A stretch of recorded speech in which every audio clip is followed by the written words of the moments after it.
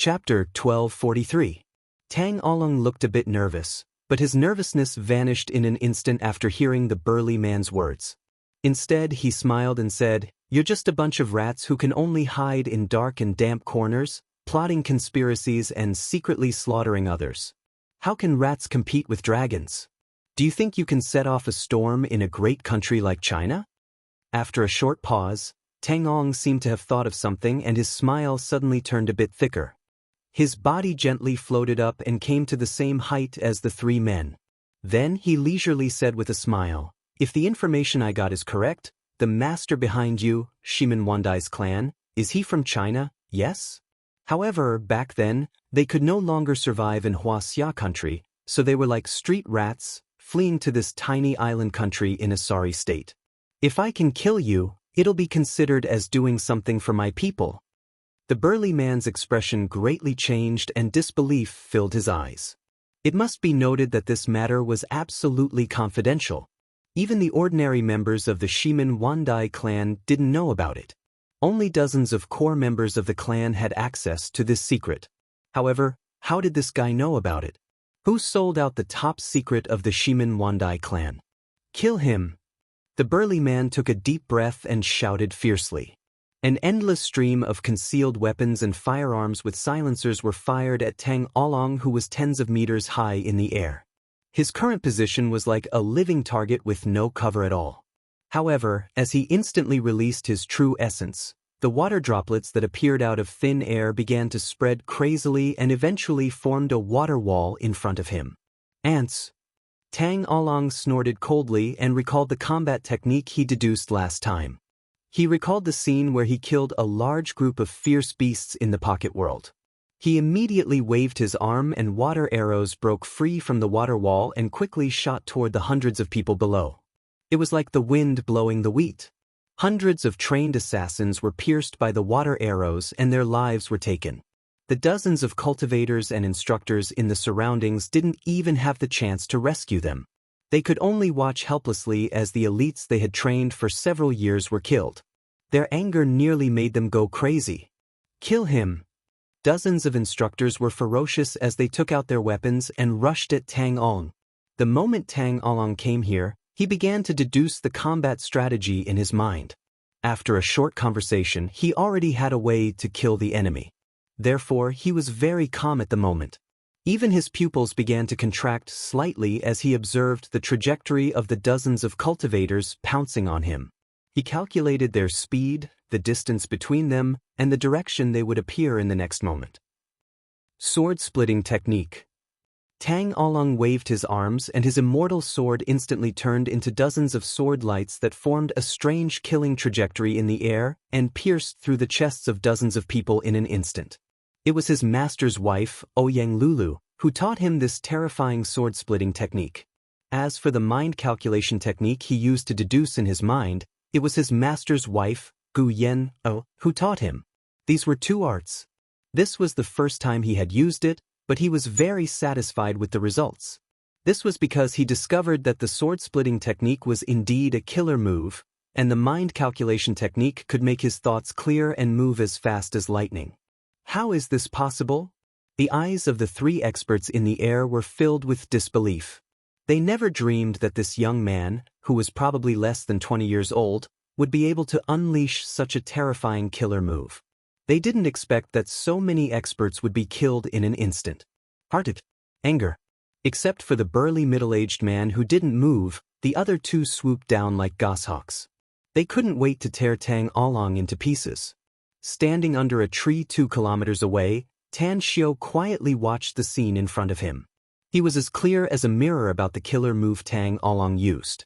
He naturally recognized that it was a sure-kill sword technique that Ouyang Lulu had created after studying various sword manipulation techniques in the library.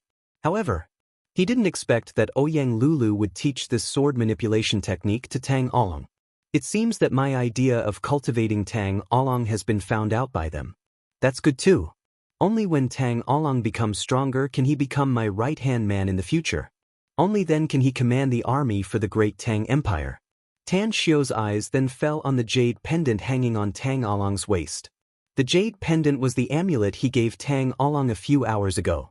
It could withstand 3 full strikes from a nascent soul stage expert. Only after 3 strikes would it be possible to severely injure or kill Tang Ong.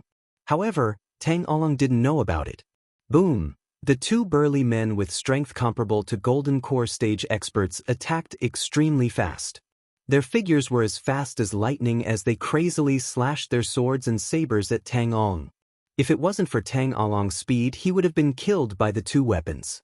However, despite having the advantage of speed, he was still in a precarious situation as if he could be killed at any time. A debt of blood must be paid in blood. The burly man hovering in the air finally turned into a stream of light and appeared in front of Tang Ong in a flash.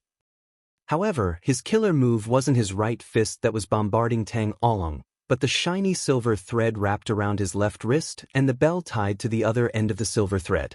Bim! Tang Ong avoided the lightning-fast punch, but he didn't notice the silver thread at first. He didn't notice that the other end of the tens of meters long silver thread had already circled around to attack him from behind. Puff! Coughing up a mouthful of blood, Tang Ong felt the pain from the bell's bombardment on his back. He barely managed to maintain his composure and moved in an arc like a falling leaf. However, he was still affected and was stabbed in the waist and arm by the other 2 burly men. Blood dyed Tang Ong's clothes red. The pain made him sober and calmer instead. The deduction in his mind was as fast as lightning and his thinking speed was 100 times faster than ordinary people racking their brains. Although his current speed couldn't be compared with the operation of an optical computer, it was still terrifying when it happened to a human being. Keep going. Tang Ong seemed to have eyes in the back of his head. The immortal sword in front of him penetrated his left armpit and directly stabbed the abdomen of a burly man. It didn't stop after penetrating his body and cut off the long saber raised by another burly man. Immediately after, the immortal sword sprinted up and seemed to cross 100 feet in an instant, but it was just an illusion. The real immortal sword cut off the right arm of the burly man who couldn't dodge in time. Decagonal sword array. Although Tang Ong had only used this move once, he was exceptionally skilled in using it at this moment. Layers upon layers of sword shadows formed a sword formation, enveloping the 3 Golden Core experts within it. Damn it! A cold voice came from 100 meters away. 2 figures flickered lightning fast and instantly appeared in front of the decagonal sword array. A red light shot out from a bronze mirror and instantly broke the sword array. The other hand, holding a heavy hammer, fiercely bombarded the immortal sword. Puff! The heavy hammer was cut in half by the immortal sword, but Tang Ong coughed up a mouthful of blood and flew back amidst the humming sound of the immortal sword, hovering around him. How long do you want to hide in the dark, mister? Are you really not afraid that we'll kill this little kid? One of the 2 men who appeared was a white-haired man with a very young face. He coldly looked in Tan Xiu's direction. Tan Xiu instantly appeared nearby and smilingly said, I was worried that the opponents I chose for my disciple were too weak and wouldn't be able to sharpen him. I didn't expect that the 2 of you would appear, so my worries have dissipated. You 2 are quite good. Your strength is comparable to a nascent soul stage cultivator, and you also seem to be proficient in some killing moves. That's great. The white-haired man instantly sent his 3 men 100 meters away. Then he coldly looked at Tan Xiu and said, Who exactly are you, mister? My Shiman Wandai clan shouldn't have any grudges with you, right? Why did you suddenly come here? To kill our people? The weak can only serve as stepping stones for the strong.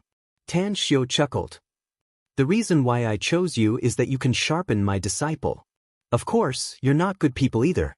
All of your hands are stained with blood, so I won't feel any guilt if I kill you. In fact, I even feel somewhat satisfied. That's because killing one bad person can save countless good people. Do you really think we're afraid of you? Shouted the white-haired man angrily.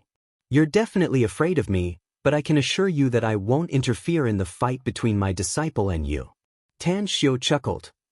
As long as you can kill him, even if you find a way to live, you'll still have to die. Arrogant. The other man, whose strength was comparable to a nascent soul stage cultivator, seemed to be able to spurt out flames of anger from his eyes. His figure instantly appeared in front of Tan Xiu and the long saber on his back instantly slashed toward Tan Xiu's head. If so, then I'll lighten the burden on my disciple. Tan Xiu let out a faint smile and gently waved his hand in front of his eyes. A wind blade instantly swept across the man's waist. One strike. Just one strike and the man's waist was cut in half. Second brother. Sir. The white-haired man and the other three all had looks of disbelief on their faces. They pounced towards the man who had been cut in half in a panic, only to discover that the man's internal organs had fallen out and blood was gushing out. Don't bother thinking about it, said Tan Xiu lightly. If he was cut in half by an ordinary weapon, he might still be able to keep his life. But I directly extinguished his life in an instant. Even if you're the reincarnation of a perfected golden immortal, there's no way for you to save him. I've been writing for a long time and almost never played games. Recently, I learned that a lot of authors and their fans would form groups to play games, and some of them even open a live broadcast, which is a good way to close the distance. I just happened to follow a game that will be released at 1400 hours today. The name is Shadow Warrior and the graphics are quite good. You can search for it and follow it. I've already created a character with the ID, Celestial Quiet Knight, and I'm ready to play the game. Of course, I still need a group of experienced players like you to lead the way. I heard that a lot of authors will go to Shadow Warrior tomorrow to form an army and even set up a subgroup in the game. I can't be a coward. I want to see if my brothers are good enough. When the time comes, I'll enter the game and fight with them. How about it? Let's form an army called Return from the Celestial World. What do you think? The name should have the word Celestial World in it. For example, my ID is Celestial Quiet Knight. It's fun to play games with more people.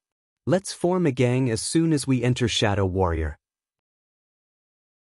Chapter 1244. The gray-haired man's eyes were full of fear. He was well aware of his second brother's strength, yet this mysterious young man killed him in one blow. This showed that the other party's strength was extremely terrifying and definitely not someone they could contend with. Run! He couldn't care less about his second brother's corpse and instantly cast a secret technique to increase his speed several times and fled to the distance lightning fast. Tan Xiu sneered coldly. As he cast a seal, the gray-haired man felt a stream of qi wrapping around his waist and instantly pulled him backward. Even though he struggled desperately, it didn't have the slightest effect. Ground confinement. Tan Xiu flicked his finger and instantly drew an array pattern that enveloped the area within a kilometer radius. Whether it was the gray-haired man or the other three, all of them were trapped inside the array. You can't break this array, so the only way for you to survive is to kill my disciple. Tan Xiu chuckled. If you can't kill him, you'll be killed by him in the end. The same trick was used again. But the effect was very remarkable. After hearing Tan Xiu's words, the four people suppressed their fear and directly attacked Tang Along. Their speed was very fast and their attack power was also very strong. Coupled with the four of them joining forces, they instantly forced Tang Along into a dangerous situation within a kilometer radius and almost got himself killed several times. At first, Tang Along tried his best to dodge. Gradually, he adapted to the rhythm of being besieged. Even his deduction speed became faster and faster, so much so that he began to counterattack.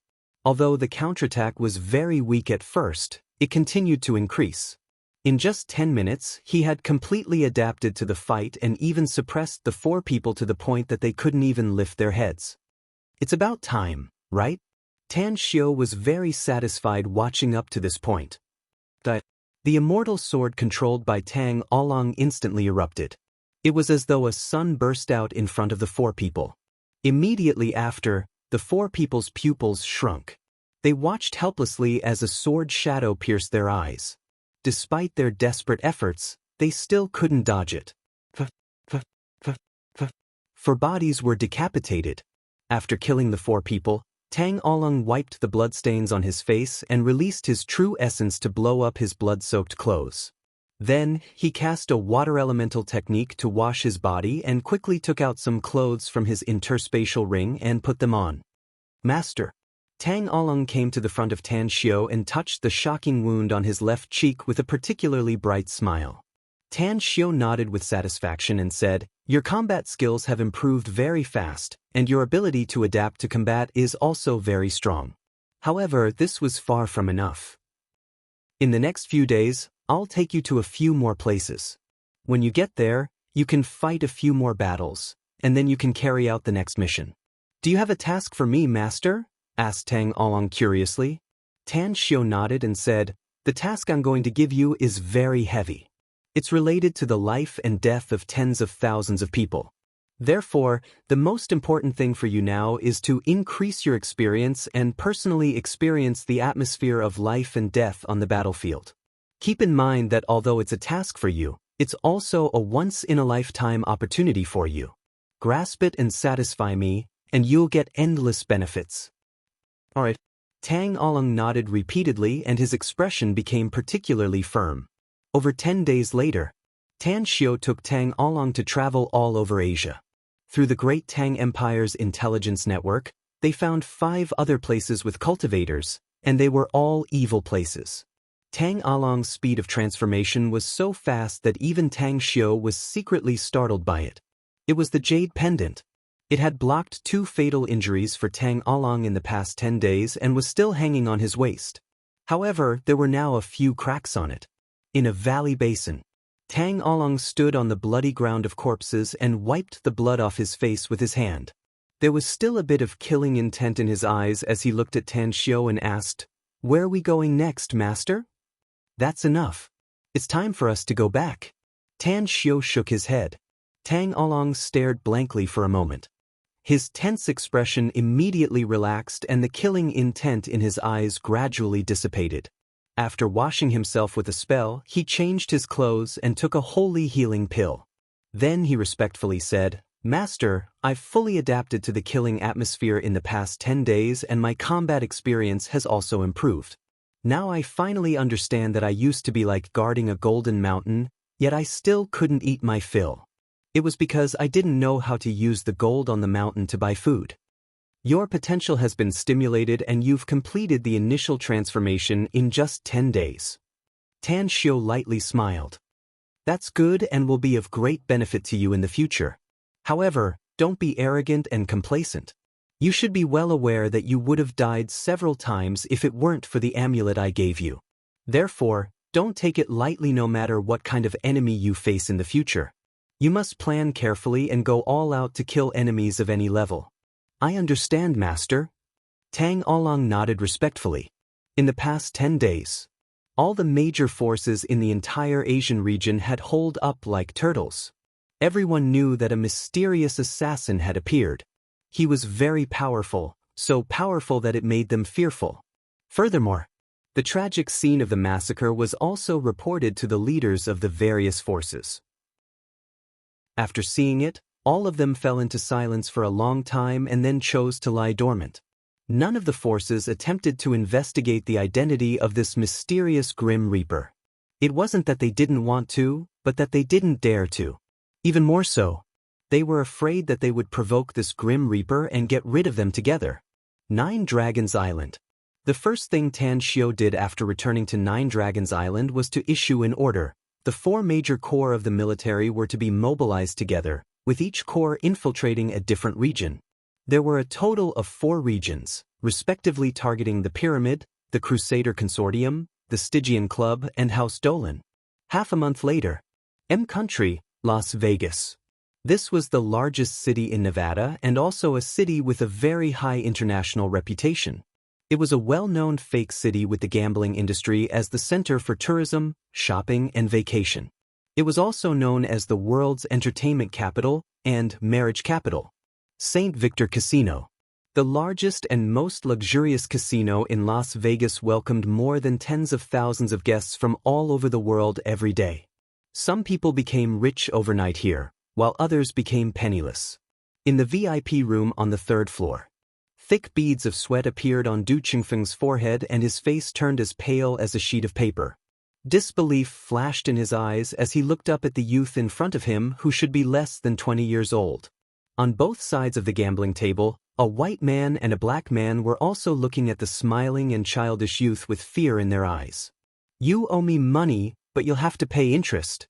Each of you owes me $8 billion. If you don't have the money to pay me back, you'll have to pay with your life here. Tang Along took out a cigarette, lit it up, took a deep puff, and said with a smile, "You cheated." The black man suddenly got up and angrily glared at Tang Along and roared. The white man also stood up and angrily shouted, "That's right. You cheated. Otherwise, you wouldn't have been able to get this deck of cards. Oriental brat, do you know how serious the consequences of cheating in front of Asda will be?" A look of disappointment appeared on Tang Along's face. He shook his head and sighed. "It looks like you're going to renege on your debt. If my memory serves me right, I'm afraid the owner of this casino won't let you off even if I don't kill you. Don't tell me you really want money over your life? Do you really want to die here?" The white man turned to look at a middle-aged man and sternly shouted, "Manager Philip, I need your casino to guarantee that this kid cheated. He needs to be punished." Near the gambling table, a middle-aged man wearing gold-rimmed glasses with an old-fashioned look slowly shook his head and said, "He didn't cheat. There are 16 surveillance cameras and 16 casino staff in this VIP room. Even the dealer didn't find out that he cheated. Hence, you've lost today's gamble. Of course, you'll have to pay up if you lose, even though $8 billion is not a small amount. Did you hear that?" Tang Along smiled. "Since you've lost, you must pay the price. I'm an easygoing person who likes money and doesn't like killing people. So, as long as each of you pays me $8 billion, you can leave here alive. Otherwise, not only will you die, but your friends and relatives will also die." A desperate look appeared in Du Qingfeng's eyes. He took out a handkerchief to wipe the sweat on his face and bitterly said, "Little brother, as the saying goes, don't involve your family. I admit defeat today. I don't have that much money. I can only gather $300 million at most. Kill me if you want to kill someone. But don't hurt my family. Kill him. God damn it." The white man and the black man pulled their pistols from their waists at the same time, while their 8 bodyguards also pulled their pistols from their waists and aimed at Tang Along, ready to shoot. Bang, bang, bang. A series of gunshots rang out and the white man and the black man fell into a pool of blood at the same time. Their 8 bodyguards were also ruthlessly killed by the 10 security personnel of the casino. Du Qingfeng's 2 bodyguards also pulled their pistols at this moment, but they didn't pull the trigger and just guarded Du Qingfeng on both sides as if they were facing a formidable enemy. "Little brother." Du Qingfeng's lips squirmed a few times before he finally shouted in Mandarin. He felt that this language should be his last life-saving card since he suspected that Tang Along was a Chinese. It was also his last gamble. He might be able to keep his life if he won, but he would probably die here if he lost. Chapter 1245. Tang Along slowly shook his head, but the smile on his face didn't diminish as he said, "It's only right and proper for a bet to be a loser. Don't come here to play since you don't have that much capital. You should be a Chinese, right? I'll give you one last chance considering that we're both Chinese. The money you owe me will be halved, but you have to come up with at least $2 billion US. Otherwise, you won't be able to leave this place alive." Du Qingfeng nearly cried. Where was he supposed to get $2 billion US? Even if he sold himself, it wouldn't be worth that much money. You don't have it? If not, I'm afraid that the next few days next year will be your death anniversary, said Tang Along with a smile. Du Qingfeng was anxious and blurted out, "Yes, I do. I have a way." The arc on Tang Along's mouth deepened and he smilingly said, "All right, I'll give you half an hour. I want to see the money transferred into my account within that time." Bam! The VIP lounge's door was forcefully pushed open as Tang Guang in a white robe walked in from the outside with a beaming smile on his face. He shook his head after seeing the scene inside and said, "Young martial uncle, I'm afraid the battles in other places will end soon if you keep playing like this." "Half an hour? Let's play for another half an hour," said Tang Along with a faint smile. Tang Guang pulled a chair and kicked the black man's body to the side. He then looked at Du Qingfeng and smilingly asked, "What's the matter with this guy?" "He owes me some money, so I'm waiting for him to raise it," said Tang Along with a smile. "There are 29 minutes left." Du Qingfeng shuddered inwardly and his lips squirmed a few times. Finally, he took out his mobile phone with a panicked expression. After thinking for a few seconds, he dialed a number and called out after it was picked up, "Hang, save me. I need money." For no, number 2. $1 billion US. I'm going to die if I don't have enough money. You're gambling again? An indifferent voice came from the phone.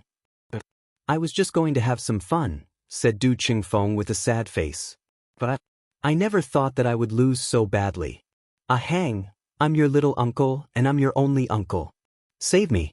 I'll listen to you in the future as long as you save me. I don't have enough money. A stiff voice came from the phone again. Du Qingfeng's complexion greatly changed as he shouted, Hang, your father, Han Jintong, turned hostile and ruthless, but you can't be as heartless as him. Save me, I'll listen to you from now on. Even if you want me to apologize to your father, I'll be willing. How long? A cold voice came from the phone again. Du Qingfeng was delighted and hurriedly said, Half an hour? No, there's only 28 minutes left. The other party said that if I didn't have $4 billion in his account within 28 minutes, he would kill me. Hang, 2 people and their 8 bodyguards have already been killed. Hurry up. Got it. Tang Guang, who was sitting a few meters away, stared blankly at Du Qingfeng. It was only after Du Qingfeng put away his phone that he frowned and asked in a deep voice, I just heard you talking to the other party. You mentioned someone named Han Jintong? Who is he to you? He's my brother-in-law, said Du Qingfeng. What? Do you know him? Then, who is this Hang you just called? Asked Tang Guang again. He's Han Jintong's son and my nephew, Han Hang, answered Du Qingfeng. Tang Guang took a deep breath and asked in a deep voice, Answer my last question. What's the name of Han Jintong's granddaughter? Han Qingwu. Du Qingfeng answered without hesitation. Tang Guang's complexion changed and he looked at Tang Ong, saying, Martial uncle, let him go. Tang Oolong frowned. A thoughtful expression flickered on his face as he slowly nodded and said, Du Qingfeng, I'll spare you this time for the sake of my martial nephew. Get the hell out of here. Never in his wildest dreams did Du Qingfeng expect that this handsome young man who just came in would agree to let him go just by asking him a few questions. It was $4 billion. Could it be that they would give him up just like that? Suddenly, his expression slightly shifted and he hurriedly asked, Who are you people? Do you know that girl Qingwu? Shut up. Tang Guang's face turned cold and he shouted in a deep voice, Get the hell out of here. Else I won't mind killing you. Yes. I'll get the hell out of here. Du Qingfeng was startled and hurriedly took his 2 subordinates and fled in a panic. Tang Oolong glanced at the casino staff and gestured to them. As they left, he curiously asked, Who's that Han Qingwu, Tang Guang? Is her face worth $4 billion? Tang Guang sighed inwardly and forced a smile. Martial uncle, you'd better not mention this name in front of Grandmaster. You'd better not tell Grandmaster about today's matter. That woman, she's a demon in Grandmaster's heart. Tang Oolong was surprised. He knew that his master, Tan Xiu, had many women, but he had never heard of this Han Qingwu. Demon? What kind of woman is she? How could she become a demon in his master's heart? With a strong curiosity in his heart, he waved his hand to dismiss more than a dozen carefully selected personal guards in the room. After leaving only 2 people in the room, he said, Tang Guang, tell me what's going on here. At least I'll know how to treat this woman if I have to deal with her somewhere in the future. It stands to reason that I can't tell you about this matter since Grandmaster will definitely punish me once he learns about it. Tang Guang forced a wry smile. However, what you said makes sense, so I'll tell you about it. But you must keep in mind that this matter must never come out of your mouth again. I will. Tang Oolong nodded repeatedly. I don't know about the specific reason either. Tang Guang forced a wry smile and said, But I do know one thing. This Han Qingwu used to be Grandmaster's high school teacher and his class teacher. Later on, Grandmaster was admitted to Shanghai University and Han Qingwu pursued him to that university. Originally, all of us thought that Han Qingwu would become Grandmaster's woman. But later, she became a taboo in the eyes of all Grandmasters. In short, You must keep in mind that if you see this woman in the future, you must avoid her. Even if you hear news about her, you must pretend that you didn't hear it." This, Tang Along hesitated for a moment before nodding silently. "Let's go. Let's go next door to watch the battle." Next door. The 1,000-square-meter hall was filled with LCD monitors all around. Every monitor showed an unfamiliar place with many cultivators on it. There were a lot of cultivators in the scene. Some belonged to the pyramid, some were from the Crusader Consortium, and some were from the Stygian Club. However, most of them were soldiers from the 4 major corps of the military. Commander-in-Chief, the secret branches of the 3 major organizations have been uprooted by the War Dragon Legion and the Tiger Legion. Their core executives have also been forced to return to their lair and are now resisting. In addition, the Battle Phoenix Legion has already slaughtered the House of Dolan. All the experts of the House of Dolan have been killed. 2 hours at most. The Pyramid, the Crusader Consortium, and the remaining forces of the Stygian Club will all be wiped out in 2 hours. His Majesty ordered us to investigate the Darkwind organization and we've found their lair. However, the list of spies in various countries has yet to be fully checked. The intelligence department sent the news that it will take a few more days. According to the previous battle situation, our losses are not big. The War Dragon Legion lost a total of 6 people, the Tiger Legion lost 9, and the Phoenix Legion lost no one. Commander-in-Chief, the battle plan you drew up was executed perfectly. Do you have any other orders next? It was the temporary command center of the Great Tang Empire's campaign. The people who reported to Tang Along were the men he could train in the next few years. Just advance according to the plan. Tang Along slowly shook his head. Immediately activate the backup force in the second plan should there be an emergency.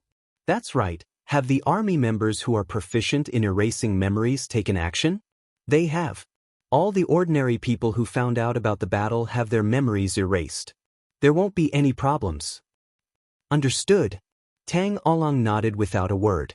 Although he didn't personally go to the battlefield to command, he still had a good grasp of the situation in the 4 battlefields through the monitoring. Even after he issued one order after another, they were finally able to launch a perfect simultaneous attack and achieve great results. Suddenly, "Where's Grand Master?" asked Tang Guang.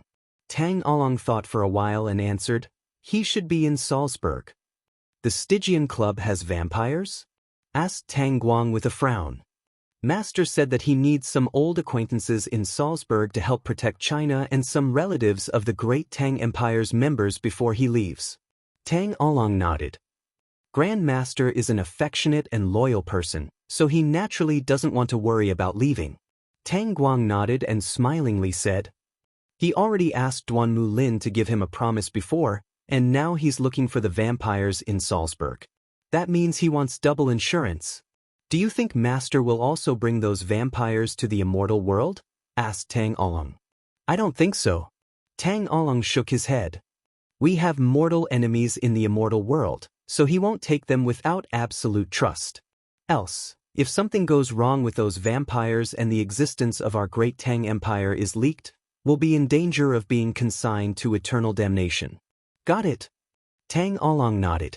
3 hours later, the top 3 superpowers in the world were all slaughtered by the 3 legions of the Great Tang Empire's military headquarters. 99% of the cultivators, ability users, and mutated creatures were slaughtered. Shortly after, Tang Along issued the last order. "Go all out to investigate the Darkwind's intelligence network in every country in the world and search for the list of their intelligence personnel." Chapter 1246. The Atlantic Ocean. Tens of thousands of islands were scattered all over the vast and misty sea like stars in the sky. They looked like countless colorful jade inlaid on the azure sea surface. Yama Island. It was a place that didn't exist in the satellite surveillance, an area shrouded in black smoke all day long, and an island protected by various concealment arrays. This place was the Darkwind organization's lair. As for some other places that outsiders mistook as old chow of the Darkwind organization, there were even people in charge of those places. It was just a smokescreen used by the Dark Wind organization to confuse the enemy. The entire Yama Island was shrouded in black mist, looking gloomy and terrifying. The castles made of steel had very strange shapes. Some of them looked like a long blade, some looked like a spear, some were triangular, some were diamond-shaped, and most of them were pagoda-shaped. In the central area, it was a pitch-black pagoda-shaped building that was 100 meters tall. It had a total of 19 floors. If someone were to see this black pagoda, they would realize that it was not standing on the ground. Instead, it was floating in the air, 18 meters above the ground. Boom! The pagoda's door at the bottom slowly opened. A mysterious man shrouded in a black robe stepped into the pagoda's door, and the wide pagoda's door slowly closed. The 19th floor. After the mysterious black-robed man entered the door, 18 men and women with different appearances and shrouded in black mist bowed and saluted him. However, he didn't pay attention to the 18 people. He lifted the brim of his hat to reveal a bewitching face. His complexion was pale and blue veins were clearly visible. The red mole on his glabella was glowing with a bewitching light, and there was a red scimitar pattern on his left cheek. He didn't have any eyeballs, and his eye sockets were filled with pitch-black mist that looked like a vortex. The indifferent expression on his face finally changed a bit as he slowly said, "The Pyramid, Crusader Consortium, and the Stygian Club are among the top 3 organizations in the world. To think that the top 3 organizations in the world were uprooted in just a few days. That's really interesting. But that House Dolan also has the qualifications to be annihilated. That's somewhat beyond my expectation." King Yama. A burly and stocky man in a black battle robe raised his hand to stroke his shiny bald head and solemnly said, "According to the identity and origin of those Boy Scouts, we found out through various channels and through the information in the inventory that House Dolan once had some dealings with some people in Huaxia more than 20 years ago. Precisely speaking, it should be a deep hatred between them. What's noteworthy is that when House Dolan was massacred, people who should have died more than 20 years ago." King Yama slightly raised his brows and asked, King Yama? According to the previous intelligence investigation, the magnificent Tang Corporation's big boss Tang Xiu should have a deep relationship with the Tang sect, said the burly man in a deep voice. His father, Tang Yunda, was one of the people who appeared on the battlefield. No wonder all the intel operatives of our Darkwind organization in China have been wiped out. Even the many batches of people we've sent there were eventually sunk into the sea, never to be heard from again, said black-robed Yama indifferently. King Tang of over? Sect of Tang over. King, no wonder all the intelligence agents of our Darkwind organization in China were wiped out, said King Yama indifferently. Even the many batches of people we've sent there were eventually sunk into the sea without any news. King Yama, those Boy Scouts may be many in number, but their individual strength is very average. King Yama sneered and said, "You think you can kill them all with your current strength, hey who? Are you kidding me? Ants can even bite an elephant to death, not to mention that those Boy Scouts are not ants. The weakest among them is at the Golden Core stage, and some of the stronger ones have even reached the spirit formation stage." What? The burly man's expression froze and disbelief appeared on his face. He hurriedly exclaimed, "I didn't find any spirit formation stage experts. Could it be that the generals of the 3 armies are all spirit formation stage cultivators?" King Yama no longer paid attention to him and shifted to a petite woman among the 18 people and lightly asked, "Hey who, have there been any movements on our side recently?" The masked petite woman said, "Ever since that mysterious female cultivator massacred everyone on the 4th hidden island 3 months ago, there hasn't been any abnormalities. It's just that our Darkwind's intel operatives in various countries have sent back news that they are being watched. I've ordered all of them to stay dormant, but it's likely that many of them have been exposed." King Yama was silent for a long time. Then he angrily rubbed his brows and said, "Order all our core members to withdraw to the 1st hidden island and wait for further orders. As for the rest, give them all up." Give them all up? All 18 people, including He Hu, looked incredulous. It must be noted that it was not easy for them to establish the Darkwind organization. It took them decades to build a complete intel network around the world, yet they were going to give it up now? Wouldn't all their previous efforts be in vain? I understand what you're thinking, said Yama with a forced smile. But we established the Darkwind organization to monitor the cultivation forces in the world, earn money, and get a lot of cultivation resources. We've accumulated a lot of resources, and our surveillance range has been forced to shrink. Even the emergence of this terrifying force is not something we can contend with. Hence, it's time to sacrifice pawns to save the king. Is that Tang sect really that powerful? Asked He-Hu curiously. It's no longer called Tang sect now, said Yama slowly. What's it called then? Asked He-Hu. The Great Tang Empire. Yama's tone was a bit unwilling, but he still answered slowly. The Great Tang Empire? The 18 people exchanged glances with disbelief in their eyes. This name reminded them of a terrible thing. Could it be that some cultivators wanted to establish a nation of cultivators? If this nation was established and they had a strong army, they would probably be able to easily rule the entire earth, wouldn't they? How much courage do they have to dare to establish a nation? Murmured He-Hu. Yama pointed to the virtual screen and said in a deep voice, 150,000 child cultivators is already a terrifying number.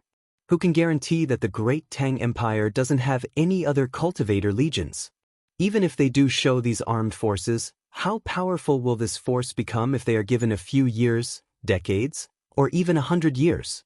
Most importantly, the massacre of the 3 major forces in House Dolan is clearly a training exercise for the higher-ups of this force. They want these children to experience the flames of war and quickly transform into real warriors.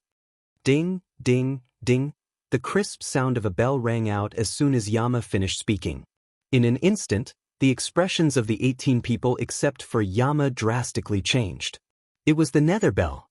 The Nether Bell was the outermost layer of the underworld grand array that Yama had arranged through heaven-defying means. It had rung 4 times in the past hundreds of years, and each time a great enemy came, the Darkwind organization would face a frenzied slaughter and suffer huge losses. Yama slowly closed his eyes and murmured, "It seems that their ultimate target is still us. Since this battle is unavoidable, let's open the passage to the underworld. If we win, we'll stay in the human world, but if we lose, we'll go back." Suddenly, He-Hu's expression drastically changed. He pointed to the virtual screen and shouted, "Look, Yama!" Yama instantly opened his eyes. When his gaze followed the direction of He-Hu's finger, his body suddenly trembled. He saw tens of thousands of child cultivators on the virtual screen. They were floating in the air on frisbees. Even from the perspective of God, he could see that these tens of thousands of people had arranged a majestic battle formation around the number 1 hidden island. 8 strangely shaped war chariots appeared behind the battle formation. In an instant, Yama was keenly aware that these tens of thousands of cultivator soldiers were not the 150,000 cultivators who had slaughtered the 3 major forces and House Dolan. How many legions do they have? How many cultivator soldiers are there? Even though Yama was experienced and knowledgeable, he was still shocked by the number. He came from the 9 Nether Underworld and was a powerful powerhouse there. But what he knew was that the number of ghost cultivators in the entire 9 Nether Underworld was definitely no more than 200,000. It must be noted that the total area of the 9 Nether Underworld was thousands of times larger than Earth, and the number of ghost bodies there was also thousands of times more than the number of humans on Earth. Furthermore, he felt that the military strength of the Great Tang Empire would be enough to attack the 9 Nether Underworld in a few decades or even a century. Array! If anyone in the Great Tang Empire is proficient in array formations, then we'll evacuate immediately. If not, we can rely on array formations to turn the situation around. Yama was nervous and immediately issued an order. The moonlight was hazy. When the vast universe was shrouded in darkness, a total of 50,000 soldiers of the Martial Warrior Legion surrounded the number 1 hidden island in the vast sea. Whoosh! A war chariot quickly flew over the sea and quickly appeared in front of the Martial Warrior Legion. As the door opened, Tang Ong, who exuded a scholarly aura, appeared in front of everyone with a smile while fiddling with a jade flute in his hand. "Commander!"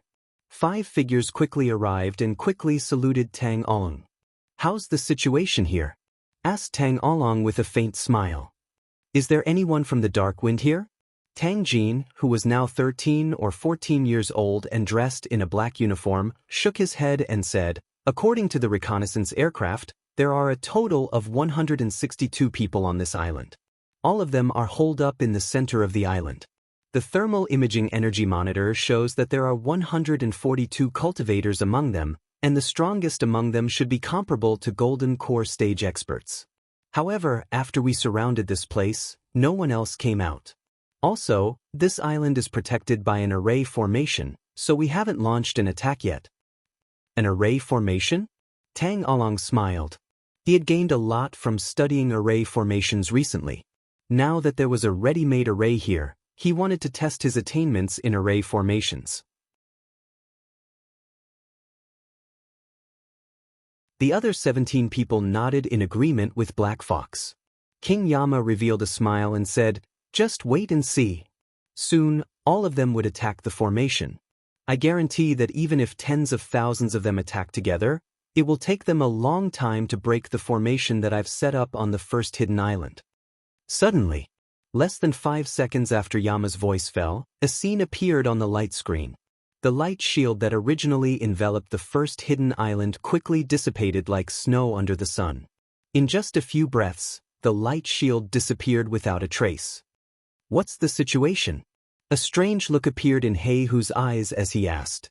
King Yama's face turned dark. Deep anger and shame made him feel uncomfortable inside. Just a moment ago, he ridiculed the other party with a contemptuous expression. In the end, just as he finished speaking, the other party broke the formation all by himself. That's right. It was indeed broken. The other party didn't use any force and easily broke it just by comprehending the principles of the array he set up. Fucking damn it. King Yama suppressed his boiling blood and tried his best not to spurt out blood in front of his subordinates. However, his eyes were full of murderous intent when he looked at Tang Along on the light screen. On the first hidden island, Tang Along wiped the sweat on his forehead and exhaled a long breath.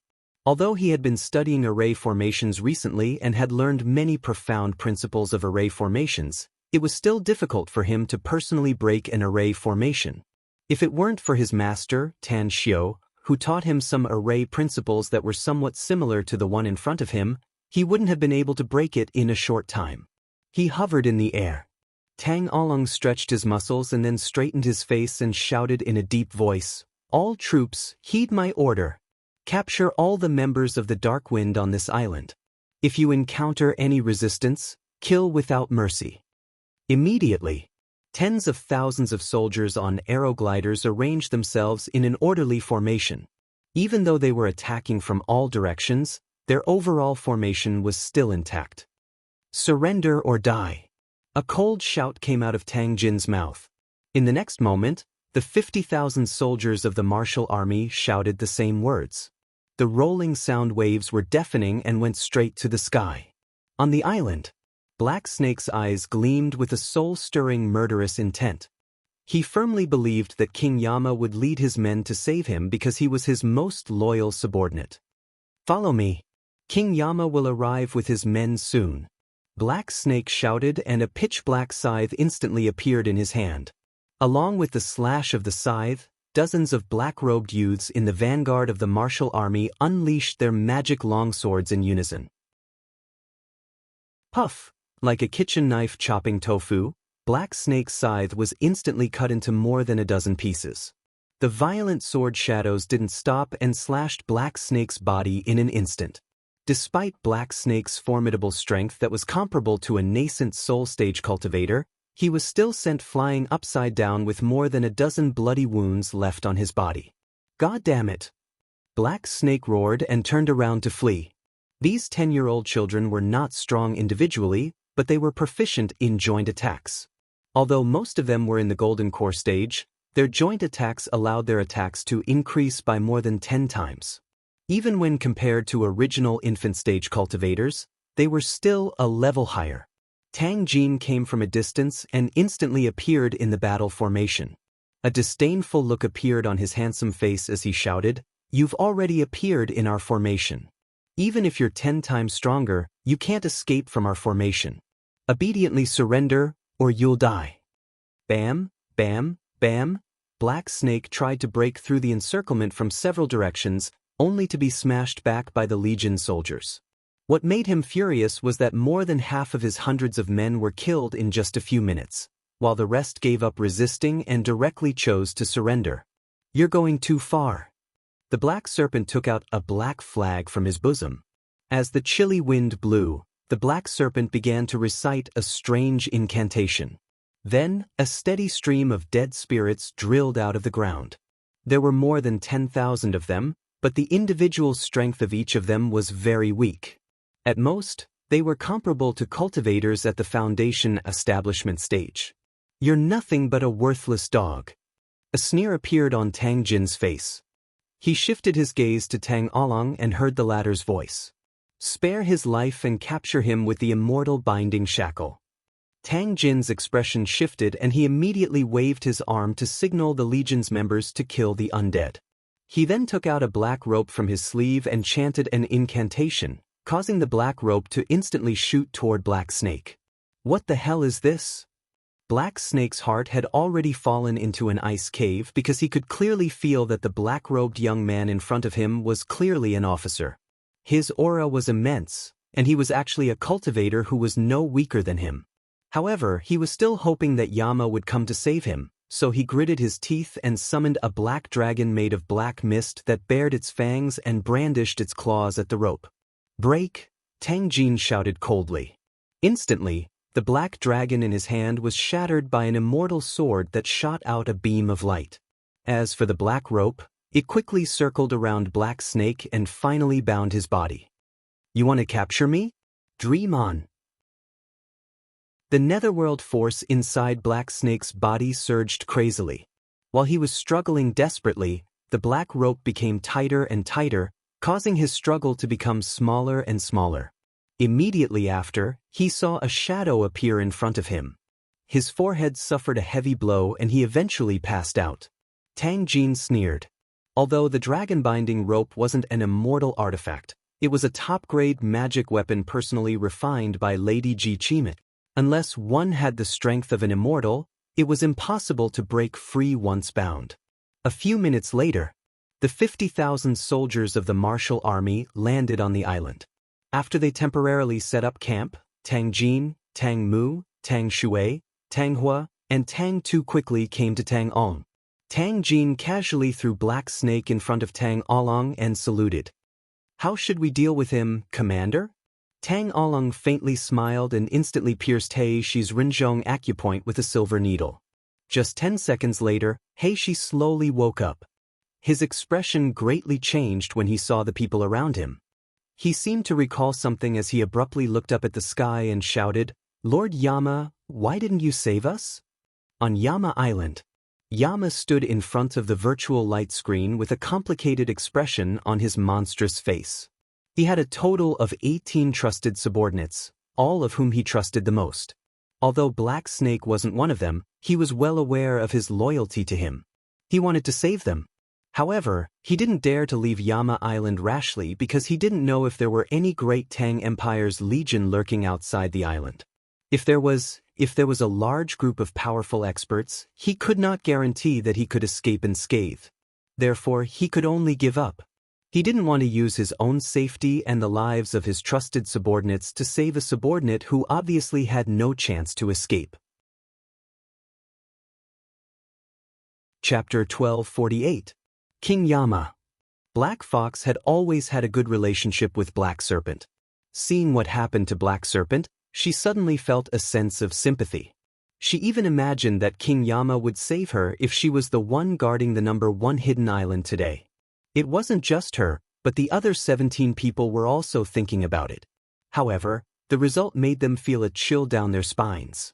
King Yama's eyes swept over the faces of Black Fox's 18 people and slowly said, "You are my 18 most loyal people.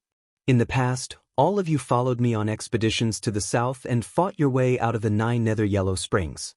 But Black Snake is different. Although he chose to follow me, he followed me later, so he can't be compared to you. If it were any of you today, I would have done everything I could to save you." In an instant, the 18 of them felt ashamed of their earlier thoughts. Their trust in King Yama was built up through countless battles and countless years of accompanying him. They were even willing to die for him, and they also believed that he would do everything he could to save them if the time came. "King Yama, I'm so aggrieved." Black Fox clenched her fists and her eyes flashed with hatred. She said in a deep voice, "Are we really going to stay on Yama Island like this? Are we just going to let the great Tang Empire shit on our heads?" King Yama frowned and asked, "What do you think we should do if we don't hide here?"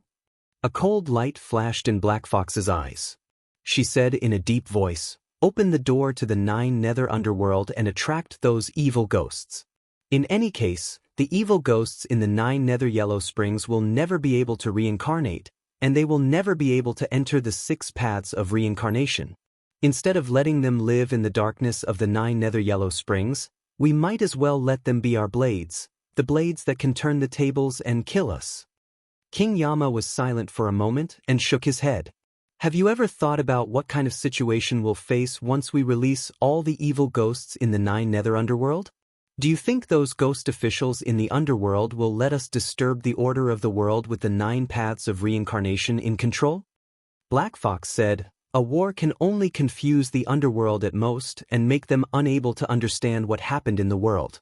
Even if the ghost officials of the underworld come to investigate, the war will be over by then. We can hide immediately regardless of whether we win or lose. Hell won't be able to track us down, and we'll be able to start all over again in due time." Hades looked at the others and asked, "What do you guys think?" Agreed. "Fuck. No problem."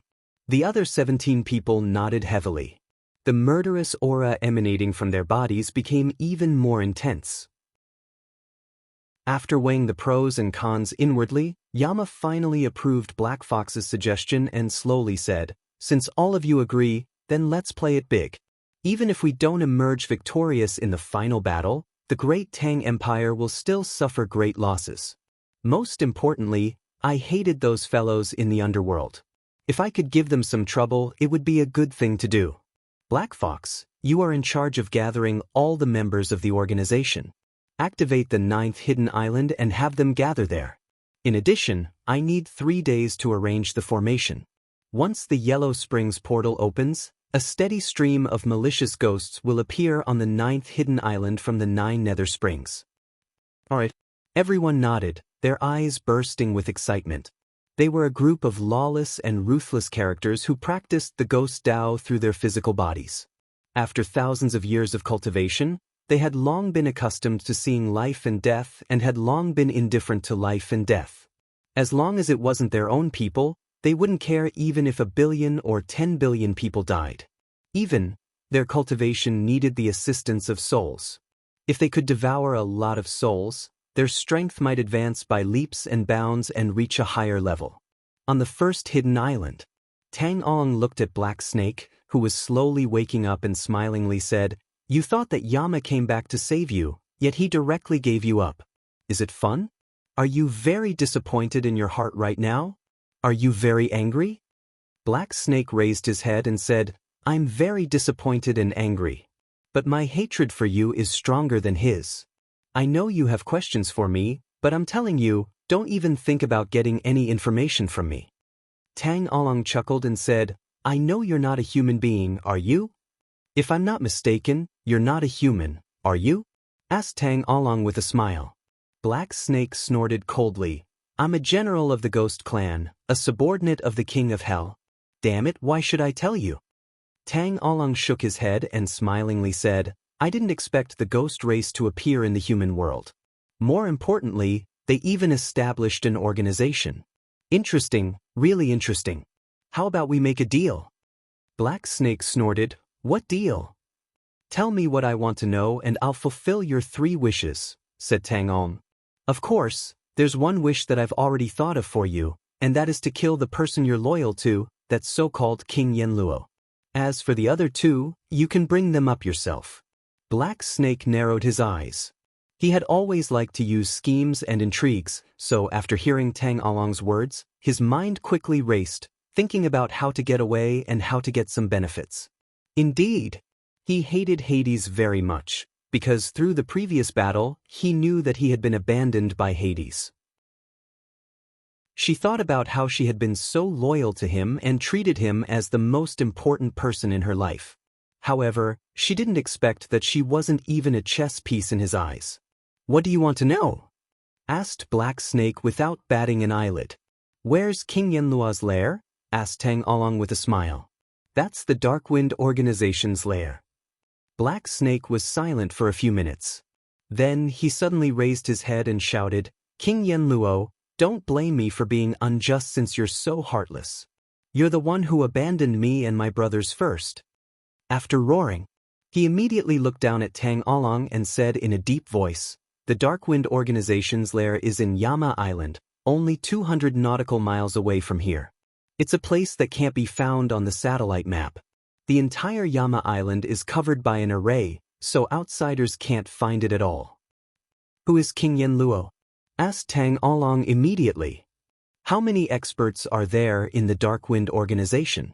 King Yenluo is not a person of this world. Not only him, but me and my 18 subordinates don't belong here," said Black Snake. "We come from the 9 Nether Underworld, a place where evil spirits can never enter the 6 paths of reincarnation. King Yenluo has a very distinguished status in the 9 Nether Underworld as one of the 3 commanders of that world. It's because we accidentally found a spatial crack that we built a secret passage there. It's just that it's easy to come out, but it's very difficult to go back in. Of course, it's not like there's no way out, but we'll have to pay a hefty price. Besides, this world is the one we like, so we don't want to go back unless it's a last resort. As for how many experts the Darkwind Organization has, aside from the unfathomable King Yenluo, there are also his 18 trusted subordinates and hundreds of ghost cultivators trained by King Yenluo." Tang Along squinted his eyes with countless thoughts churning in his mind. He felt that he must tell his master, Tan Xiu, about this matter since it involved another world. Immediately after, he took out his communicator and dialed Tan Xiu's number. "Palang, it's me." Shortly after, Tan Xiu's deep voice came from the phone. "There's an unexpected situation, Master," said Tang Along respectfully. "The leader of the Darkwind Organization, the one called King Yenluo, is not a human from Earth, but from the 9 Nether Underworld. We captured one of King Yenluo's subordinates and got the information from him. Send me your current coordinates and don't act rashly for the time being," said Tan Xiu. "I'll catch up with you immediately." "Understood," Tang Along replied. After sending the coordinates, he looked at Black Snake again and asked, "Is that guy who calls himself King Yenluo really that strong? He can become one of the 3 commanders of the 9 Nether Underworld, so his cultivation level is naturally unfathomable." Black Snake nodded and said, "He's best at arrays and has a very high attainment in this aspect. He was the one who personally set up the formation around the first hidden island. Although I don't know how you managed to break this feng shui formation, I think you should have figured out his means." Tang Along nodded and said, "You've told me everything I want to know, so tell me your remaining 2 conditions." Black Snake gave it a thought and said, "Spare my life and take me to see the scene of King Yenluo's death. I only have these requirements." Tang Along couldn't help laughing and said, "It seems you really hate that King Yenluo. It's no wonder. After all, you're loyal and devoted to him, yet he treated you like trash and abandoned you. Anyone in your shoes would feel very pained and have a deep hatred for him. You're actually a pitiful man." "Pitiful man?" Black Snake closed his eyes in pain, but the murderous aura emanating from his body became more intense.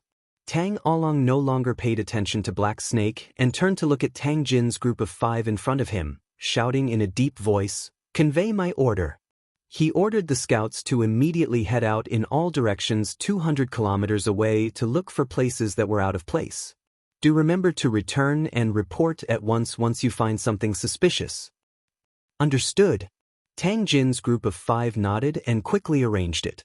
Half a day later, Hundreds of scouts returned one after another, and Tang Along also figured out the specific location of the Yama Island.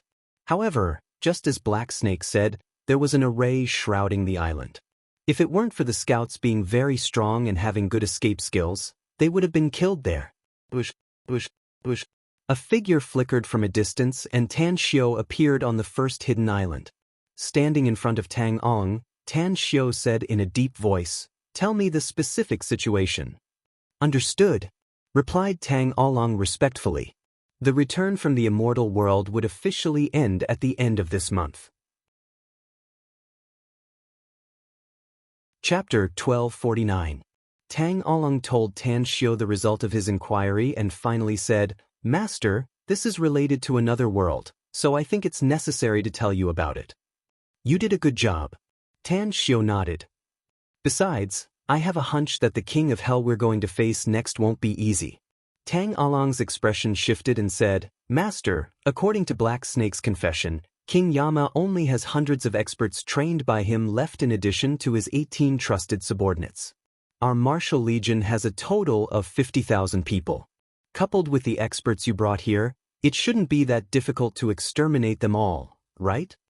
Tan Xiao didn't answer Tang Along's question and said, "Shui Yu should have followed you here. Tell her to come out and see me." Tang Along stared blankly and immediately asked with a confused expression, "But I haven't seen Madame Shui Yu, master." Tan Xiao raised his brows and instantly released his spiritual sense. In a flash, he found Shui Yu's figure on the beach nearby. However, she was wearing a black battle robe and didn't expose herself in the Legion's ranks. Tan Xiao forced a smile and shook his head. He instantly appeared in front of Shui Yu and helplessly said, "Was it fun?" Upon seeing Tan Xiao, Shui Yu's mouth immediately curved into an arc and smilingly said, "It's indeed very interesting. I only knew that the Legion's combat power is good, but it's really shocking to see tens of thousands of soldiers in action at the same time. Anyway, how did you know that I secretly followed you?" "You followed the Martial Legion, Kong Xia followed the Dragon Legion, Ouyang Lulu followed the Tiger Legion, and even Mu Weiniang secretly followed the Phoenix Legion." Tan Xiao smilingly said, "Of course, apart from you, there are also some experts from the Great Tang Empire who secretly followed you around under my arrangement. How come I didn't see them?" Shui Yu was surprised. "They're from the Slaughter Division," Tan Xiao said with a smile. Shui Yu instantly understood and forced a wry smile. The members of the Slaughter Division trained by Tang and are indeed very mysterious, so it's not easy to find them. In addition, Yen Er has personally trained those homicidal maniacs in the Kill Division for a long time. Their current strength, I'm afraid that even the weakest among them has reached the soul formation stage, right?" Tan Xiao smiled and said, "They have indeed reached the soul formation stage, but compared to you, a body integration stage expert, there is still a gap. I didn't expect your cultivation speed to be so fast. In such a short time, you actually improved so much. Maybe it won't be long before you can break through to the Deshang stage? It's normal to cultivate faster after obtaining the inheritance of that immortal," said Shui Yu with a smile. "By the way, you shouldn't be here. Why are you here now?" Tan Xiao's expression turned serious and said, "There's a special situation. The Darkwind's leader is actually from another world. Therefore, I had to personally come over to oversee things. Let's go. Let's go somewhere and meet this King of Hell." "You actually dare to call him King of Hell?" Shui Yu shook her head and sighed with a smile. "Don't take it lightly," said Tan Xiao. "He must be very strong since he can come here from another world. At the very least, he's at the Deshang stage." While they were talking, Tan Xiao grabbed Shui Yu's waist and instantly flew toward Yama Island. A few minutes later, they appeared on the periphery of the island. Looking at the scene shrouded in black mist ahead, Tan Xiao shook his head and sighed. This place is indeed very hidden. Only those who come here will be able to find the abnormality here. Otherwise, even the satellites can't monitor the abnormality here, let alone find out that there's an island here. "An array?" asked Shui Yu with a frown. "It's indeed an array, and it's not an ordinary one either." Tan Xiao nodded. With that said, Tan Xiao instantly released his spiritual sense and quickly comprehended the array in front of him. In just 10 minutes, he had thoroughly comprehended the 13 arrays on the periphery. However, he encountered some difficulty when he was comprehending the 14th formation. But in just a few minutes, he was able to comprehend the formation thoroughly. Break! Tan Xiao instantly unleashed the divine sword and shot it toward Azura Island like a rainbow. In just a moment, the 14 arrays on the periphery were easily broken by Tan Xiao. Inside Yama Island, King Yama stood in front of the virtual light screen and stared dumbfoundedly at Tan Xiao's sword attack. His heartbeat accelerated as he watched the arrays being broken one by one. How is this possible? King Yama was sure that the young man had only been outside for a short time, yet he was able to comprehend the arrays he had arranged and easily find the array core in such a short time. This was simply inconceivable. Hei, who also looked shocked and hurriedly said, "How did he do it, King Yama? There are 14 arrays, and each of them is very powerful. How did he break them with a single sword attack?" King Yama took a deep breath and said in a deep voice, "I originally had 2 trump cards. The first is my own strength, and the second is the 18 arrays I've arranged. I didn't expect that there would be someone in the Great Tang Empire who is proficient in arrays, and his attainments are probably above mine." "How is this possible?" Hei, who was shocked. "Your attainments in arrays are far superior to those in the netherworld, let alone those in the 9 nether underworld. I'm afraid that even those powerhouses in the netherworld can't compare to you. He's just a young man with a high cultivation, but how can his attainments in arrays be higher than yours?" King Yama's expression turned ugly. He shook his head and said, "There are all sorts of strange things in the boundless universe. This guy is definitely a freak among freaks. If he can break the remaining 4 arrays, I'm afraid we'll have to shelve our previous opportunity. If he can break the arrays, he can also arrange more arrays. If the array he arranged is even more powerful, it'll be a devastating blow to us." Hei, whose pupils shrunk and he stared at the virtual light screen nervously. He secretly prayed that the remaining 4 arrays could stump the young man and keep him outside. On the periphery of Yama Island, Tan Xiao hovered in the air. His eyes seemed to be able to see through the remaining 4 arrays and see everyone inside. A billowing voice also came out of Tan Xiao's mouth. "You're the leader of the Dark Wind, King Yama.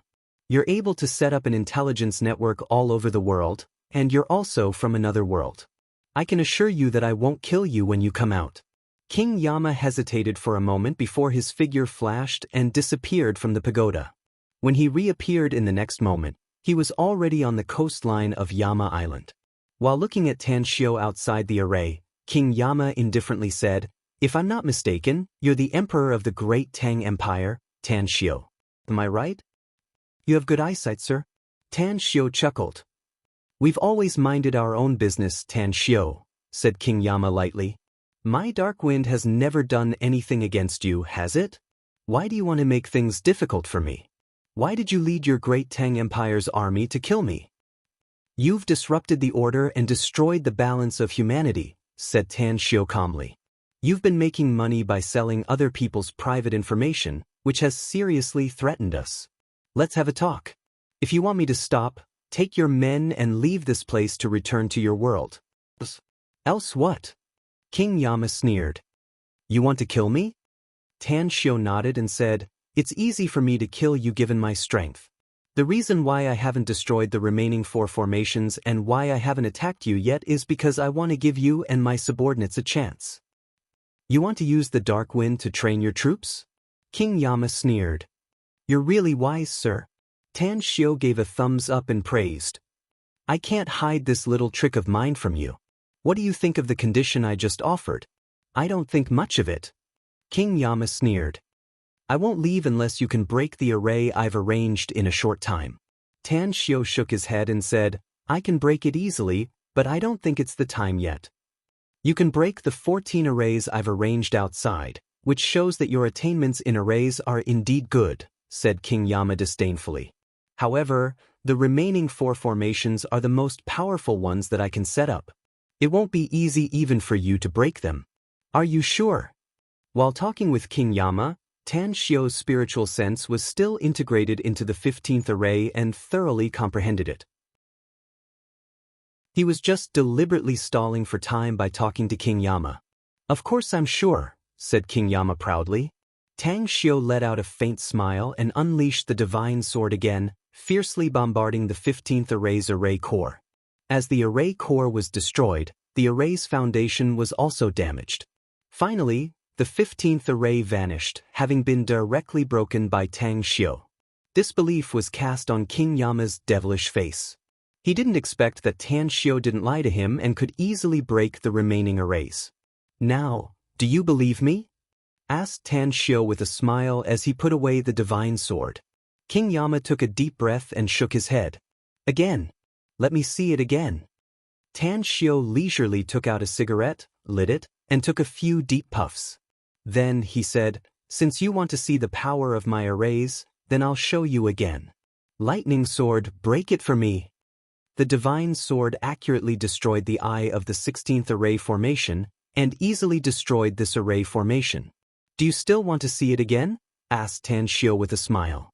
At this moment, King Yama's expression was incomparably shocked. He never dreamed that Tang Xiu could really break the remaining arrays so easily. "Who the hell are you?" King Yama was afraid of many people in his life, but the one he dreaded the most was undoubtedly this mysterious and unfathomable young man in front of him. "I'm the emperor of the great Tang Empire, Tang Xiu," said Tang Xiu with a faint smile. "Not only am I the owner of the magnificent Tang Corporation, the descendant of the Tang family in the former imperial capital, and the young divine doctor of Chinese medicine in China. I'm Tang Xiu, and my real identity is a cultivator." Chapter 1250. The winner is king, and the loser is nothing but a bandit. King Yama held this sentence in high esteem and even regarded it as his motto for the rest of his life. In the face of Tang Xiu's soaring arrogance, his killing intent skyrocketed even though he was a bit afraid. How many gambles could there be in life? He decided to take a gamble. Instead of fleeing back to the 9 nether underworld, he might as well fight to his heart's content. Even if all his subordinates were to die in the end, he was confident that he could keep his life. He took out a pair of pitch-black boxing gloves and put them on his hands. A soft sword was then drawn from his waist. As the sword flashed, it eventually became as hard as iron, straight and sharp. "Tang Xiu." King Yama took a deep breath. A sharp glint flashed in his eyes as he said in a deep voice, "Let's meet on the 9th hidden island 3 days later. I really want to see how strong the emperor of the great Tang Empire is." "There's no time like the present." Tang Xiu chuckled and said, "Since you want to see my strength, why wait for 3 days? Why don't I break the remaining 2 formations, and then we can have some fun on the sea?" "It's not convenient today," said King Yama coldly. "I need to adjust my strength to its peak state. If you choose to attack my Yama Island, I can only retreat with all my subordinates and fight my way back to this world in the future. This world, or rather, China, you can protect it now, but what about thousands of years later? Do you still have the ability to protect it?" "Thousands of years later?" Tang Xiu was shocked inwardly.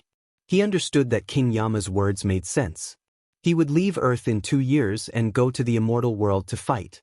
How could there be thousands of years later? If he really retreated, it would undoubtedly be like nurturing a tiger and inviting calamity, leaving a malignant tumor for humanity on Earth. He weighed the pros and cons inwardly. In the end, Tang Xiu nodded slowly and said, "Since you chose to meet me on the 9th hidden island 3 days later, then I'll promise you. But if I don't see you on the 9th hidden island 3 days later, don't blame me for using all my strength to kill you even if I have to chase you to the 9 nether underworld." A look of disdain flashed across Hades' eyes. How could it be so easy to enter the 9 nether yellow springs? If it was a ghost cultivator, it would be fine. However, if it was a cultivator who cultivated other types of powers, once they entered the 9 nether springs, they would lose the supply of the spiritual chi of heaven and earth. At that time, the amount of power they consumed would decrease a little. After entering the 9 nether yellow springs, even an immortal would not be able to kill him in an instant. As long as he was given a chance to escape, he would have a chance to turn the tables. It's a pity that there is no death chi of the underworld on Earth. Otherwise, I would be able to restore my strength to its peak. At that time, I would even be able to kill experts at the crossing calamity stage. King Yama felt some regret in his heart. Looking at Tan Shio's departing figure, a helpless and bitter smile appeared on his bewitching face. Blue sky, white clouds, thousands of miles of clear sky. As Tan Shio and Shuiyu walked side by side, a thoughtful look appeared on his handsome face. Anyone with a bit of brains would be able to realize that the King of Hell might have some unexpected means up his sleeves. However, Tan Shio really had no way of guessing what that method was. Have you really made up your mind? Shuiyu's eyes flickered with extraordinary splendor as they kept lingering on Tan Shio's face. Her voice was very pleasant to listen to, but there was also a bit of doubt in it. King Yama is right. If he immediately returns to the 9 Nether Yellow Springs with his subordinates and destroys the road leading to the 9 Nether Yellow Springs in this world, I'm afraid it will be very difficult for us to get rid of him again, said Tan Shio. If he comes out of the 9 Nether Yellow Springs again after we leave, I'm afraid he'll retaliate crazily. Therefore, anyone who has any connection with me will likely become the target of his revenge. I can even guess that this kind of revenge will be more terrifying than the 9 clan extermination. But he chose the time and the place, said Shuiyu. What if he sets up a trap on the 9th hidden island in advance? Do we have to jump into it? Well, the only thing we can do now is to deal with each move as it comes. Tan Shio forced a smile. Don't worry, I'll send Yen to take charge when the time comes. Even if King Yama has any conspiracy, he won't harm a golden immortal. I think it's a good idea, said Shuiyu suddenly. But Gu Yen is bound by the heavenly Tao rules of this world. Once she uses her power exceeding that of an immortal, she'll be discovered by the heavenly Tao of this world. If by any chance... Tan Shio took a deep breath and suddenly said, then let Ji Qin come here. I have a plan to let her return to the immortal world first. A year in our world is only 100 years in the immortal world. Ji Qimei will go there 2 years in advance, so she'll only wait for 200 years in the immortal world at most. Letting her go back ahead of time is also a vanguard for us. Will Ji Qimei agree? Asked Shuiyu with a frown. She will, answered Tan Shio. 3 days later, Tan Shio personally commanded the 4 major legions to occupy the southern part of the 9th hidden island, quietly waiting for the arrival of the Dark Wind. Tan Shio was well aware that today's battle would be his last on Earth. After this battle, he would be able to spend 2 years in peace and stability, and then head to the immortal world when everything was ready. Ji Qimei had arrived 3 days ago after receiving Tan Shio's order. When Tan Shio told her about his plan, she agreed without hesitation. In fact, she was well aware of the current situation in the immortal world. If the great Tang Empire's hundreds of thousands of troops were to encounter a mortal enemy as soon as they arrived in the immortal world in the future, they would be in big trouble. They're here, master. Tang Along stepped on a frisbee and quickly appeared in front of Tan Shio. Tan Shio narrowed his eyes and asked, how many people are coming? According to our observation, the vanguard should be about 5,000 people, said Tang Along. According to the intel, these 5,000 people should be the Darkwind's experts from all over the world who were summoned by King Yama. There are also about 2,000 people behind them. Tan Shio narrowed his eyes and nodded. If my guess is correct, this should be all the forces of the Dark Wind. Have you found King Yama yet? We haven't found him yet according to Black Snake's portrait. Tang Along shook his head. However, given his strength, it'll be difficult for us to find him if he wants to change his appearance and restrain his aura. That's right, Old Blind is here. She said she has something to tell you. Tan Shio's expression shifted and he immediately ordered, bring her here. Old Blind had been staying on 9 Dragons Island and only occasionally went to the pocket world to cultivate in seclusion. She almost didn't care about anything else. Now that she suddenly came here, it meant that she must have something important to tell him. After a while, Old Blind came to Tan Shio and said, there's something wrong with this battle, Your Majesty. I peeped into the heavenly secrets and saw rivers of blood and corpses everywhere. Also, I saw the monstrous ghosts here, just like hell. It's just that I can't see the outcome of this battle because of your existence, so I can only rely on what I can see to speculate that the next battle will be very bad. Tan Xiao frowned and turned to look to the north. With his eyesight, he could already see the Darkwind's vanguard getting closer and closer. However, Ji Qimei had already come here. With her being a powerhouse comparable to an immortal, even if King Yama's power was monstrous, he wouldn't be able to stir up any waves, right? Old Blind, I've already received your warning. I won't take this battle lightly. Don't worry.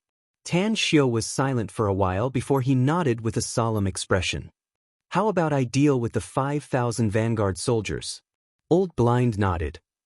I've been cultivating in seclusion all these years and have broken through to the Celestial Master stage.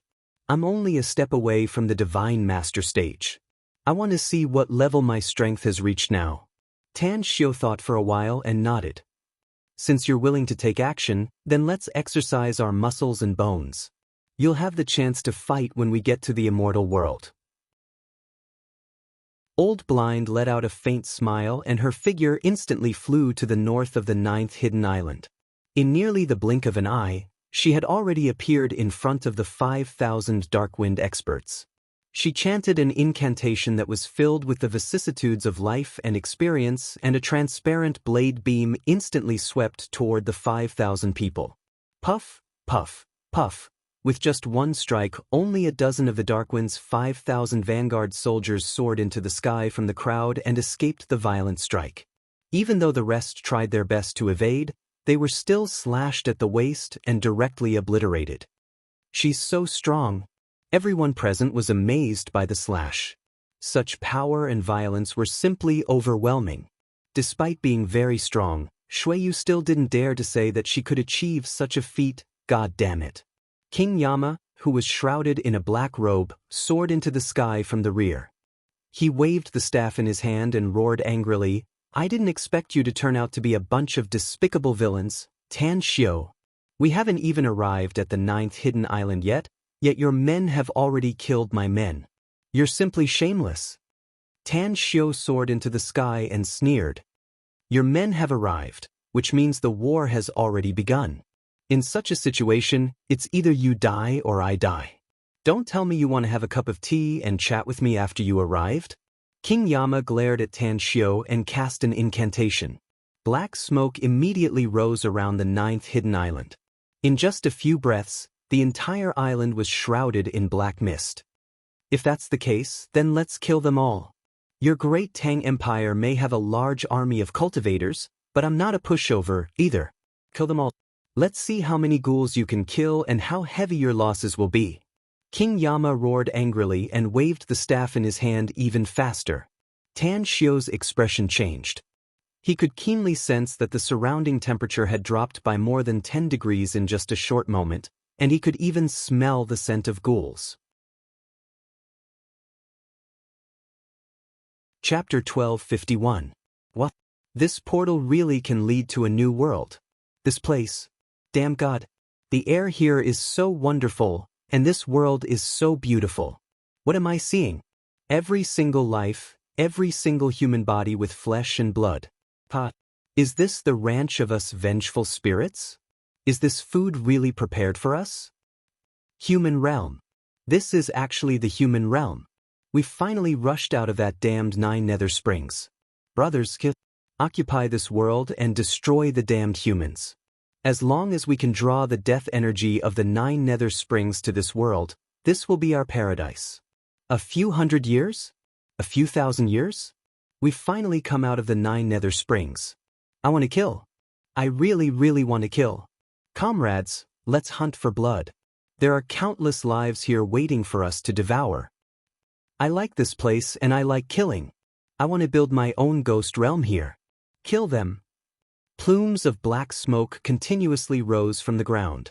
Following that, as the black smoke condensed, it eventually formed into ferocious-looking malicious spirits. At first, there weren't many vengeful spirits. But as time passed, tens of thousands of vengeful spirits rushed out of the 9 nether springs in just a few minutes. Tan Xiao finally knew what King Yama was up to, but he didn't expect that King Yama would dare to release vengeful spirits from the 9 nether springs to the human realm. observe, ponder. After a few minutes of silence, Tan Xiu finally determined the strength of those vengeful spirits that rushed into the human realm. A ruthless look flashed across his face as he stood in the air and quickly made a dozen hand gestures. Immediately, the soldiers of the 4 major armies on the flying discs began to move. Today, the soldiers of the Great Tang Empire will kill and exterminate these vengeful spirits. Tan Xiu took out his divine sword, and a lightning-fast sword light instantly swept towards the vengeful spirits nearby. The 1,000-meter-long sword light instantly destroyed hundreds of vengeful spirits. Only a few powerful vengeful spirits escaped the range of the sword light with serious injuries. Kill! Kill! Kill! Kill! War Dragon Army, War Tiger Army, War Phoenix Army, War Martial Army. Under the command of Tan Xiu, the 4 legions launched fierce attacks on the malicious ghosts that appeared one after another in a well-organized battle formation. Not only Tan Xiu, but Shui Yu, Old Blind, and Tang Guang, who was hiding in the dark with hundreds of members of the Kill Division, also began to slaughter the malicious ghosts. Thousands of meters away, a cold glint flashed in King Yama's eyes. With a wave of his arm, the experts of the Dark Wind organization immediately rushed toward the Great Tang Empire's legion. Because Yama had injected death energy into these people, those vengeful ghosts stopped attacking the Dark Wind people after discovering Yama. Tan Xiu was killing people and ghosts at the same time. However, his attention was completely focused on King Yanluo. As the King of Hell got closer and closer, he slaughtered hundreds of evil ghosts with a single strike and instantly appeared in front of the King of Hell. Didn't you want to see my strength? This 9th hidden island is too fragile for us. Come to the sea surface. We won't have any problem even if we split a hole in the sky. Tan Xiu stared at Yama and shouted in a deep voice. Yama narrowed his eyes and sensed the surging battle intent in Tan Xiu. Then he said in a deep voice, Tan Xiu, since your Great Tang Empire doesn't want to give the Dark Wind a way out, then I'll drag you to hell with me. I'll kill you today. The black-gloved fist instantly turned into a huge fist shadow hundreds of meters long and fiercely bombarded the front of Tan Xiu. The netherworld artifact that had evolved from the flexible sword also turned into layers of sword shadows in an attempt to swallow Tan Xiu. Great Ascension Stage? Tan Xiu unleashed his full strength. The divine sword turned into a light dragon and instantly swallowed the huge fist shadow and the layers of sword shadows. At the same time, he directly used the Devour Divine ability. The spiral airflow around him quickly turned into a tornado and completely dissolved Yama's attack. Then, the attack instantly arrived in front of Yama. What the hell is this? Yama's expression changed greatly. Tan Xiu hadn't exerted his full strength before, so he couldn't judge Tan Xiu's strength. But at this moment, he sensed that Tan Xiu's strength was dozens of times stronger than his. He even judged that Tan Xiu's cultivation was at the Crossing Tribulation stage. The Crossing Tribulation stage was the closest cultivator to becoming an immortal. Once a cultivator at the Crossing Tribulation stage could withstand the attack of the immortal tribulation, they would be able to transform and become a true immortal. Run! Yama had 2 great foundations and his attainments in arrays. But facing Tan Xiu, he was ashamed of his inferiority. As for his strength, he could see the gap between him and Tan Xiu. The battle had just begun. But he already knew that he was going to lose. Want to run? Come back. A cold glint flashed in Tan Xiu's eyes. His Devour Divine ability was unleashed to the limit. Suddenly, thousands of ghosts around him were pulled over and slaughtered by Tan Xiu using the Devour Divine ability. The ghost power scattered in all directions was also devoured by Tan Xiu. Yama wanted to escape, but the huge suction force and the tornado forced him to keep retreating. In the end, he was getting closer and closer to Tan Xiu. Impossible! You can't be that powerful. Damn it, those 3 old things on Earth, they were forced by me to swear a heavy oath that they would never interfere in the affairs of the world again. How did you do it? How did you become so powerful? Yama roared in anger, his voice full of disbelief. It wasn't his fault. Through his investigation of Tan Xiu, he knew that more than 5 years ago, Tan Xiao was just an ignorant child in Xingqing No. 1 High School. Even if more than 5 years had passed, and even if Tan Xiao encountered a great opportunity, it was impossible for him to break through to the tribulation passing stage in such a short time. This was against common sense. This didn't conform to the rules of the heavenly Tao. Tan Xiao sneered and said, "How can a frog at the bottom of a well understand my existence?" After that, he frantically extracted the chaotic force from the planets in the internal universe and exerted the devour divine ability even more violently. Yama's heart was beating wildly and a sense of despair burst forth from the bottom of his heart. As a ruthless look flashed in his eyes, he suddenly stabbed his chest with his right hand. As blood spurted out from his heart, thick death qi erupted from his body. In the blink of an eye, his body had already changed. Spikes appeared on his shoulders, a sharp horn appeared on his forehead, his nose slightly enlarged and his mouth slightly curled up. Dense scales drilled out of his body, making him look like a monster. His aura also skyrocketed dozens of times in an instant, almost comparable to that of a tribulation passing stage powerhouse. However, he did not risk his life to fight with Tan Xiao. Instead, he broke free from the suction force emitted from Tan Xiao's body and shot into the distance in an extremely embarrassing manner. Obviously, he was running for his life. Go back.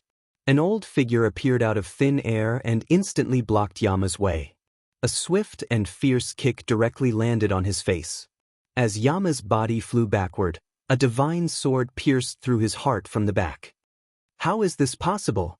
Yama's eyes revealed a look of disbelief, as if he had seen the most incredible thing in the world. Almost using the last of his strength, he roared, "Are you an immortal? Damn the rules of the heavenly way, how can an immortal appear in this world? This is impossible." Tan Xiao instantly appeared behind Yama, with an evil smile hanging on the corner of his mouth. He laughed and said, "You think it's impossible because you're sitting in a hole and looking at the sky. You have too little knowledge. There is more than one immortal on this earth."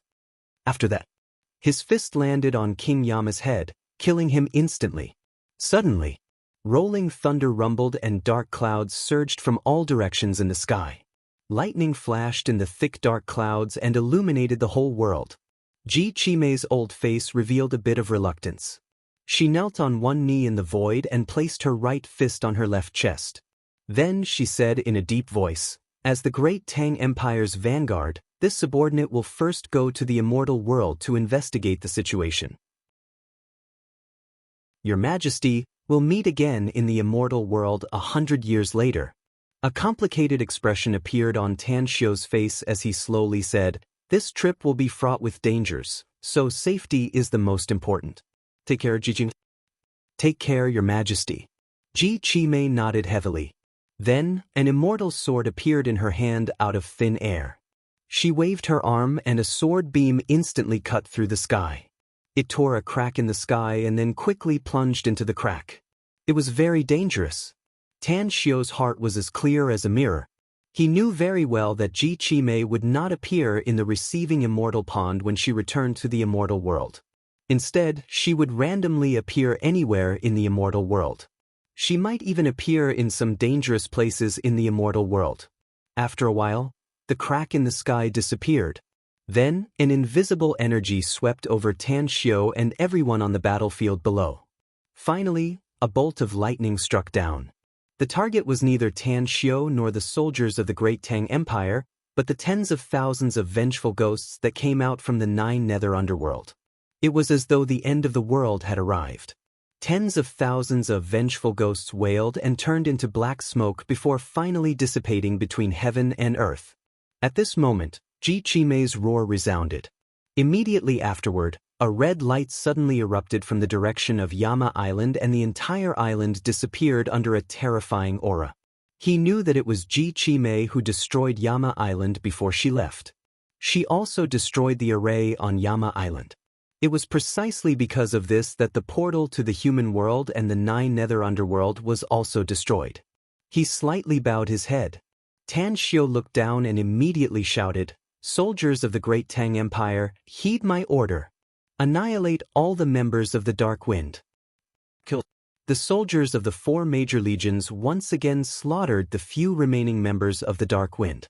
Due to the huge disparity in strength, all the members of the Dark Wind were slaughtered in just 10 minutes, including Yama's 18 trusted subordinates. Return in triumph. Tan Xiao was silent for a moment.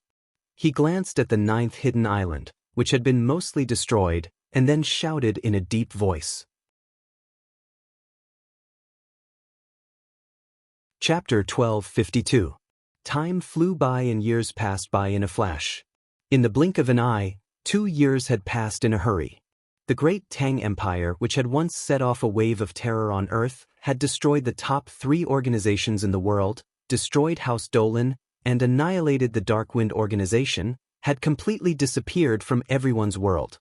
However, no one dared to ignore this force, especially those people and forces with very high positions.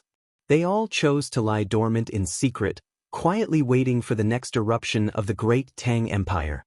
The countdown began in 4 days. On the tarmac of the Shanghai airport, Li Laozhan leaned against a black Mercedes-Benz SUV and looked at Tan Xiao, who was coming down from the ladder with a smile on his face. It had been more than 3 years since he last saw Tan Xiao. During these 3 years, he often missed the days when he was with Tan Xiao. Their ages were different, but they were friends despite the great difference in age. Li Laozhan looked at Tan Xiao, who was getting closer and closer. He opened his arms and greeted him with a smile. "I'm glad you can come back, big brother. But why didn't you shout at the top of your lungs when you walked out of the cabin door?" Tan Xiao patted Li Laozhan's back.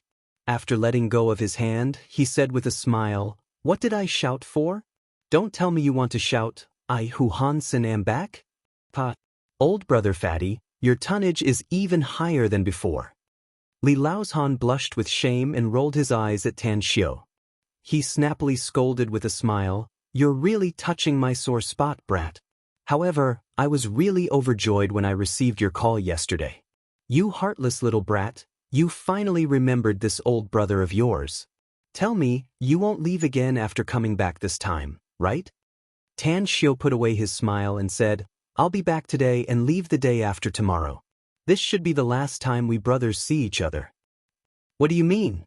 The smile on Li Laozhan's face froze as he stared at Tan Xiao and asked. Tan Xiao didn't explain. Instead, he said, "Brother Li, how about you drive and I sit in the front passenger seat?" After pondering for a moment, Li Laozhan spoke to the driver not far away and immediately sat in the driver's seat. As Tan Xiao got in the car, Li Laozhan immediately started the car and drove out of the airport. He was only able to drive his car into the airport because of Tan Xiao's name.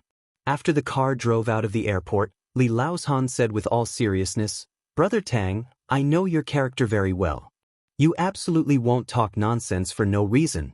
Tell me, where are you going?" Tan Xiao pointed his finger to the top and calmly said, "I taught you a cultivation technique in the past, so you should have gained some cultivation experience in the past few years.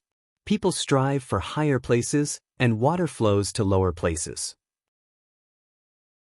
I'll be able to break the shackles of this world soon, so there's no point in staying. Before I leave, I need to see some of my former brothers." Li Laozhan was silent.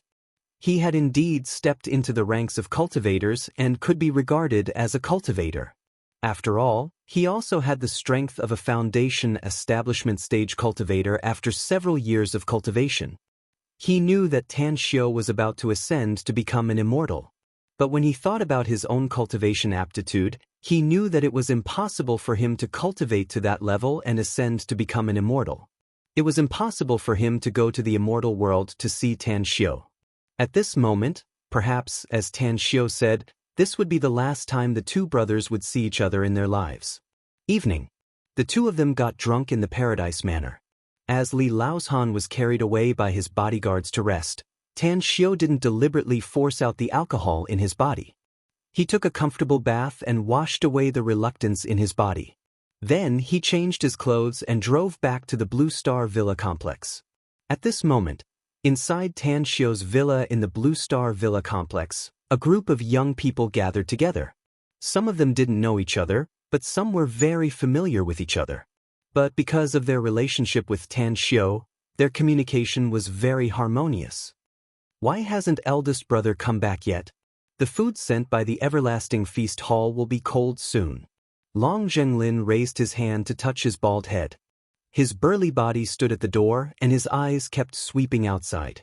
Yuan Chuling, who had put on weight recently, hugged a girl with a delicate face and a hot figure in his arms.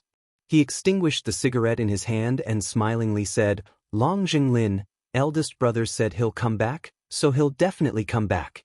I haven't seen him for so many years, and I've been thinking about him for so many years. But I don't care about such a short time. Long Zhenglin rolled his eyes and said with a strange smile, Just think about eldest brother. Won't the belle in your arms be jealous? I'm not jealous. The hot girl raised her chin and smilingly said. A gentle and quiet girl beside him suddenly said, I think she'll be jealous.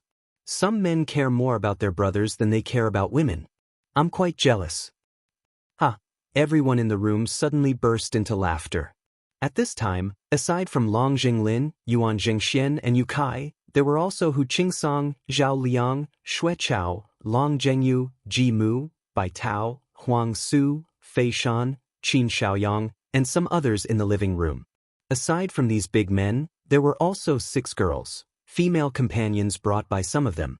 They were also their girlfriends or wives. Suddenly, at the door, Long Zhenglin's eyes lit up. He dashed toward the door and shouted, Eldest brother, you're back.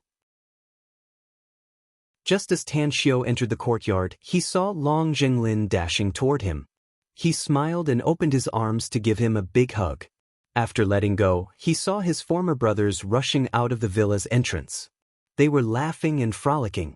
A group of young men in their 20s stayed in the courtyard for a long time. When they returned to the villa's hall, Tan Xiu's eyes swept over the 6 girls. After hearing Long Zhengyu's introduction, he directly took out 6 jade pendants from his interspatial ring and handed them to the 6 girls, saying, Sisters-in-law, I've seen some of you, but I haven't seen some of you. But since you can come together with this brother of Tan Xiu, I sincerely wish you all the best. This is a greeting gift. I hope you like it. The 6 girls knew Tan Xiu's identity, so they didn't refuse and thanked him one after another after receiving it. The hot girl even praised, Eldest brother, Yuan Chuling has been talking about you all day long. Seeing is really better than hearing 100 times. I'm really happy that my old Yuan has a brother like you. Tan Xiu let out a faint smile and then said with a serious expression, Sisters-in-law, I didn't expect that my brothers would bring you here. Since we've already met, how about I invite you to Paradise Manor to play? Someone will arrange it there. What do you mean? The hot girl stared blankly and subconsciously turned to look at Yuan Chuling.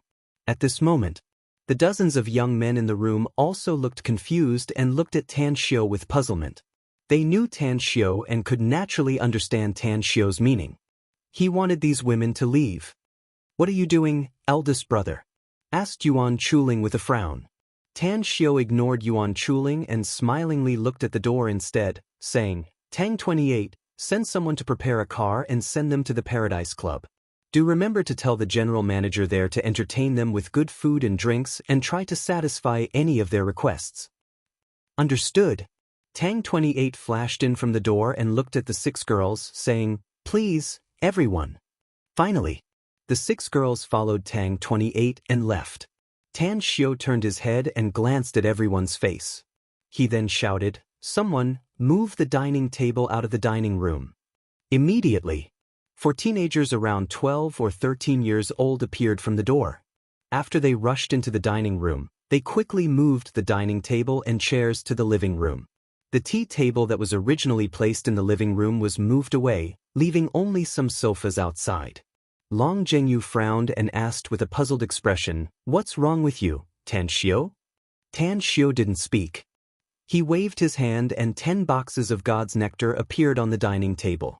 Then he quickly tore the wine boxes and took out the bottles of God's nectar inside. A total of 60 bottles of God's nectar appeared in front of everyone's eyes. Tan Xiu moved his fingers and the 60 bottles of God's nectar were suddenly uncapped. At this time, Tan Xiu said in a deep voice, Brothers, I'll drink these 3 bottles of God's and Immortals' nectar first. After saying that, Tan Xiu drank 3 bottles of God's nectar in one breath. The moment everyone was moved, Tan Xiu wiped the wine from the corner of his mouth and said in a deep voice, Tan Xiu, have a bad temperament, so it's hard for me to make sincere friends. But I'm very lucky to finally get to know you. Don't say that, Tan Xiu, said Long Zhengyu. You're a sentimental and righteous person. Tan Xiu raised his hand to interrupt Long Zhengyu. He took a deep breath and said, listen to me first. Tan Xiu, have always been cautious in making friends with my brothers because the betrayal has always been a pain in my heart.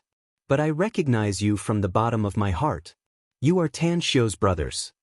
Brother, you don't have to say it out loud. Just put it in your heart. From today onward, I'll keep each and every one of you in my heart. Even if today is the last time we meet, I'll never forget you. After saying that, Tan Xiu took out a few cigarettes, opened them, took one out and lit it up. He took a few deep breaths and exhaled the smoke. Then he slowly said, I'm leaving. This farewell may be forever. Long Zhengyu strode to the front of Tan Xiu and stared at Tan Xiu. Then he said in a deep voice, the means of transportation are very developed nowadays. No matter which corner of the world you're in, we can find you as long as we think of you. So don't make it sound like we're parting by life and death. We're brothers for life. I believe your last sentence. Tan Xiu forced a smile and said, but the place I'm going is not in any corner of this earth. I'm a cultivator. You may have noticed something unusual about me or heard about my identity as a cultivator after getting along with me. I have my own path to walk, and you also have your own lives to live. Although I really hope to have you brothers by my side, you still have to rely on yourself to walk your own path. Where exactly are you going? Asked Long Zhengyu in a deep voice. The immortal world.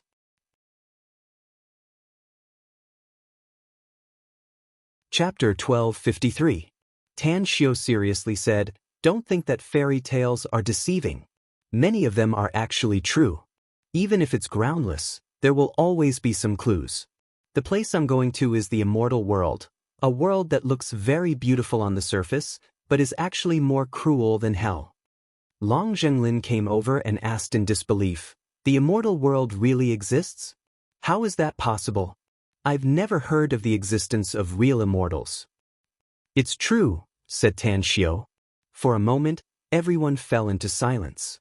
After a long while, Xue Chao looked up at Tan Xiu with red eyes and asked in a deep voice, Big Bro Tang, can you take me with you? I'm willing to go with you no matter how cruel it is. Tan Xiu shook his head and said, I've thought about it many times before. I wanted to impart my cultivation technique to you so that you can go with me to the immortal world in the future. But after careful consideration, I chose to give up in the end. You all have your own lives and you also have your friends and family. Your world is here. If I take you with me, what will happen to your family? What about your friends? Big Bro Tang, my mother has passed away. My wife and son are by my side. There are only the 3 of us. If you can, I hope you can take us with you. Apart from a few brothers, I have no one else worthy of nostalgia. Long Zhenglin suddenly turned to look at Long Zhengyu. He grabbed a bottle of wine from the table and said with an extremely serious expression, Brother, although I'm reluctant to part with you, I also want to leave with eldest brother. I'm unfilial, so please help me be filial to my parents. You? Long Zhengyu's complexion changed. Brother, you know my temperament. I'm someone who can't sit still, said Long Zhenglin seriously. Without eldest brother Tang, I'm afraid that I'll be living a muddle-headed life in the future. I like adventure, I like excitement, and I want to walk the path I choose. Brother, I was just a gangster before I met eldest brother. Ever since I met him, he changed my mind and changed the trajectory of my life. Otherwise, I'd still be a second-generation silk pants in the streets and alleys of Star City. Long Zhengyu's lips squirmed a few times before he finally asked in a deep voice, Have you really thought it through? Long Zhenglin heavily nodded and said, Only by following eldest brother can I live a more and more wonderful life. If I follow boss, I won't take any detours. Brother, although the time was short, I've thought it through. Long Zhengyu also grabbed a wine bottle and forcefully bumped the bottle in Long Zhenglin's hand. Then, he gulped down the entire bottle of wine in one gulp and said with a red face, "Big brother, I respect your choice. From today onwards, the second son of the Long family will die in this world and will only live in our hearts." "Brother?" Long Jinglin's eyes turned red. He gritted his teeth and gulped down a bottle of wine. Then, he turned his head and stared at Tan Xiu, saying, "Eldest brother, do you want me?" Tan Xiu slowly closed his eyes. After a long silence, he suddenly opened his eyes and said, "All right. You, Long Jinglin, and Xue Chao's family of 3 can follow me to the immortal world. But in the immortal world, all of you must listen to me. Otherwise, I will kill all of you with my own hands before anyone else can kill you. Otherwise, you won't be able to see your familiar relatives when you die." "I promise. I promise." Long Jinglin and Xue Chao shouted in unison. Tan Xiu's eyes slowly swept over the others' faces. Looking at their hesitant expressions, he then said in a deep voice, "The rest of you, don't mention this matter to me again. Before I leave, I'll teach you a set of cultivation techniques so that you can also become cultivators. If you have great achievements in the future, you can come to the immortal world to find me. But if you can't, then we'll live in each other's hearts. The reason why I called all of you here today is that I want to get drunk with you and drink to my heart's content. All of you, would you like to accompany me to get drunk?" The eyes of more than a dozen people were a bit red. Long Zhengyu was the oldest, so he grabbed the wine bottle again and shouted in a deep voice, "Let's drink and see off, brother. Let's drink. Drink." This night, more than a dozen people were drunk. Even Tan Xiu, who didn't deliberately force out the alcohol, was drunk and fell on the sofa. The next morning, after Tan Xiu woke up from his sleep, a warm smile immediately appeared on his face as he looked at the group of people who were swaying left and right. Tan Xiu went to the second floor to take a shower and change his clothes. Then he began to arrange an array. At noon, when everyone woke up from their drunken stupor, Tan Xiu then began to teach them cultivation techniques. Medicinal pills. Body refining liquid. Array blessings. Various effects were applied at the same time, eventually helping them to step into the ranks of cultivators. Although they had just started to feel the qi and were barely able to control it. Early the next morning, everyone except Long Zhengyu had already left. In the study room on the second floor, Tan Xiu took out an interspatial ring and handed it to Long Zhengyu, saying, "Zhengyu, you're the oldest among them and the most mature and steady one. Furthermore, you're someone who values friendship and righteousness, worthy of my trust. Take this interspatial ring and bind it with your blood. Then it's completely yours." Long Zhengyu followed Tan Xiu's instructions and took the interspatial ring. Then he asked, "There are a lot of things inside." "They're cultivation resources," said Tan Xiu. "I've put enough medicinal pills inside for you to cultivate for 100 years. Each pill is recorded in a booklet, including the effects, the best time to take them, and the best time to take them.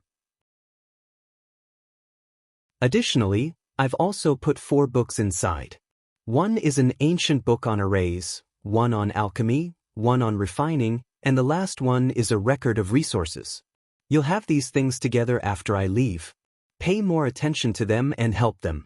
I hope I can wait for you in the immortal world in the future." Long Zhengyu's heart was filled with warmth and he nodded repeatedly.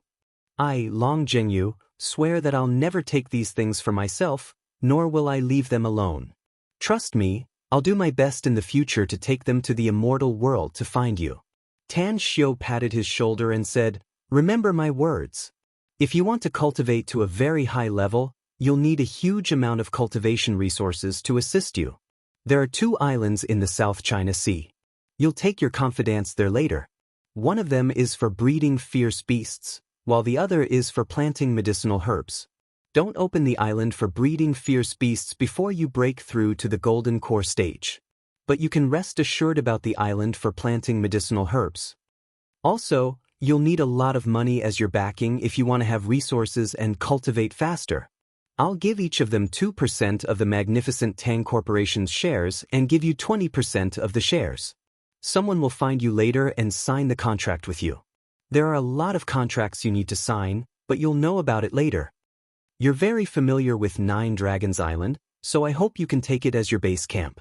I hope you can take it when you can break the array around Nine Dragons Island. At that time, I'll put the island transfer documents in the palace on Nine Dragons Island. There's a pocket world in the Longquan Mountain in the west. I've sent some people to seal the entrance to that pocket world a few days ago. You must defeat me. Only when your cultivation breaks through to the nascent soul stage can you take your people to that pocket world. Otherwise, all of you will die inside. There's a natural feng shui array in the mountain behind my hometown, the Su family village. There's a spirit vein spring inside. Although my people have been using it all these years, the spiritual energy of the earth vein inside hasn't been completely used up. If you want to break through to the golden core stage and the nascent soul stage as soon as possible, take some time to go there and cultivate in seclusion after you've studied the array ancient book I've left for you. Tan Xiu explained a lot of things in one breath, while Long Zhenyu directly picked up a pen and paper and recorded everything Tan Xiu said. Anything else? Long Zhenyu's heart was filled with warmth, yet his expression was very serious.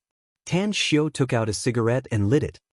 He was silent for a minute before he slowly looked up and said, "There's one more thing I think it's necessary to tell you. The Chinese government has established a secret base in the Taklamakan Desert for 3 years. The research and manufacture in that secret base are all high-tech weapons. I'm the one who gave them all those weapons, which are also the technological power of a high-level civilization in the universe. If my guess is correct, interstellar battleships will be produced there in a few years at most. By then, humans will be able to step out of Earth and set foot on the Milky Way galaxy. The world structure will definitely change in the future, so you must be very careful. Don't trust anyone except yourself unless it's a last resort. Could it be that Hua Xia will be able to rule Earth by then? Asked Long Zhenyu in amazement. I don't know the specific direction of the situation in the future either, said Tan Xiu. But you must remember not to go against the Chinese government. You can choose to leave if they want to trouble you. Also, I need you to do something for me. What is it? Asked Long Zhenyu. The director of Huaxia's Special Abilities Bureau, Duanmu Lin, is more loyal to the country than anything else, said Tan Xiu. This is a good thing, but you must not have too many dealings with him. Remember to guard against him and keep an eye on him. Don't easily expose your identity as a cultivator. Else, it's very likely that he will make you risk your life for him at many times and in many ways. The most important thing for you is to cultivate and improve your strength. You haven't told me what you want me to do for you, said Long Zhenyu with a frown. Help me keep an eye on some families, such as the Oyangs in Jingmen Island, the Mu family in the imperial capital, and Tan Xiu said. Long Zhenyu interrupted Tan Xiu and nodded seriously. I got it. I'll help you take care of any families or people who have a special relationship with you in secret.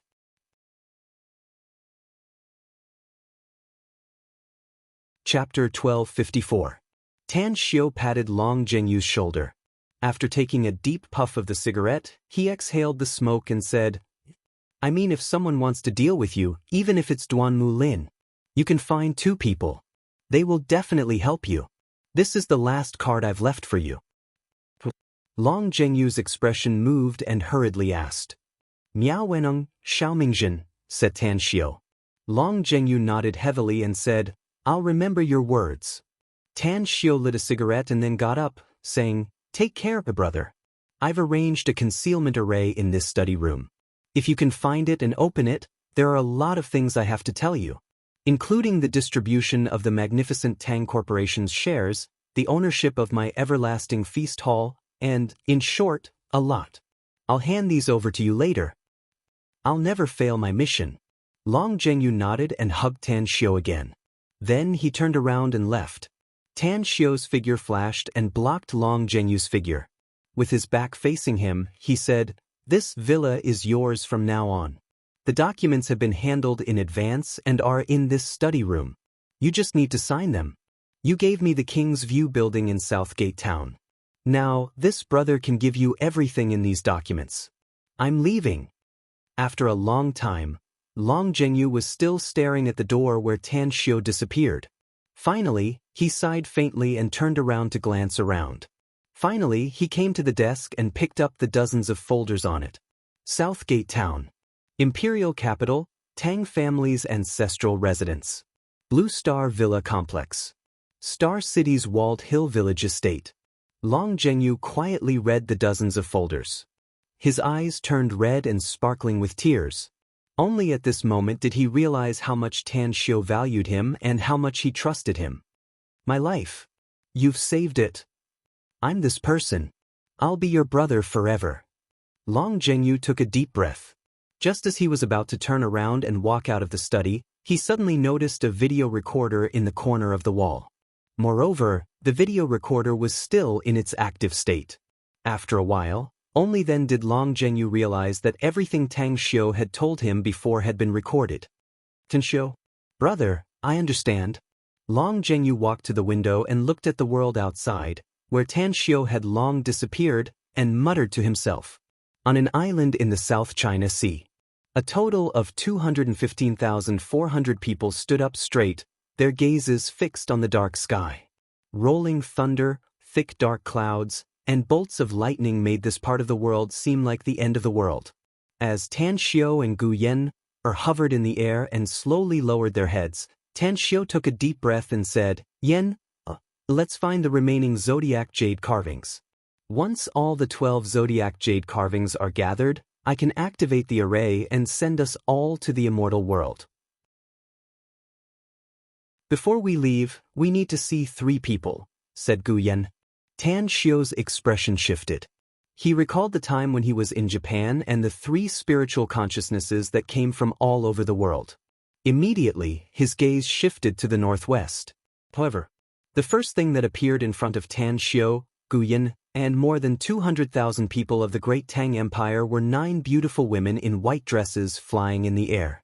They were like fairies from the 9th heaven and appeared on the isolated island almost instantly. Sister Zhongling, my heart is beating very fast. It should be here. Sister Zhongling, my head hurts a little. It feels like something is going to drill out of my brain. I feel terrible. 8 of the girls' eyes seemed to contain stars as they constantly glanced at everyone. Although they could see Tan Xiu and Gu Yan standing hundreds of meters in the air, they couldn't see their faces clearly. It was as if there was a distorted space in front of them that covered their faces. In the middle, Zhongling, who was wearing a white dress and hovering in the air, also felt a kind of uncomfortable torment. Even the blood in her body had begun to churn constantly. Whoosh, a lightning-fast figure instantly appeared in front of the 9 women. Gu Yan frowned slightly. A strange look flashed in her eyes as she asked, "Who are you?" The 9 women looked at each other with vigilance in their eyes. At this moment, they clearly saw Gu Yan's appearance, but it was also at this moment that they felt even more uncomfortable. They felt that the woman in front of them was very familiar, but there were also many unfamiliar feelings in this familiarity. I'm Zhongling. Who are you? Zhongling took a step forward and asked in a deep voice. Gu Yan, answered Gu Yan. Boom! A bright light tore the darkness in Zhongling's sea of consciousness. In just a flash, Zhongling's eyes were filled with disbelief as she hurriedly called out, Your little Yen? Little Yenner? What a familiar title! Gu Yan recalled the days when she accompanied her master in the immortal world. Didn't many people call her that? Suddenly, a cold light flashed in Gu Yan's eyes as she shouted in a deep voice, Who the hell are you? Zhongling covered her head with both hands. Her body swayed in the air. Her brows were tightly furrowed as she shook her head in pain. I can't remember. I still can't remember. Why is this happening? What is our mission? Who are we looking for? At this moment, Tan Xiu floated in the air. He looked at the 9 women in front of him and slowly said, You don't know anything. How did you come here? His voice caught the attention of the 9 women. When they looked up one after another and their eyes fell on Tan Xiu's face, they were suddenly shocked and a bright light burst out from their eyes. Buzz, buzz, buzz, terrifying auras erupted from the 9 women. These 9 auras fused into one and instantly made them let out sharp roars. Their voices soared to the sky along with their auras. A glittering golden seal word appeared in the dark sky. Immediately after that, the seal word became fragmented and the auras of the 9 women began to rise crazily. In just half a minute, their auras had become so powerful that Tan Xiao and Gu Yan were shocked. Celestial immortals? Gu Yan's lips squirmed a few times. Killing intent instantly filled her eyes. If it weren't for the fact that these 9 women didn't show any killing intent, she would have unlocked her seal and killed them.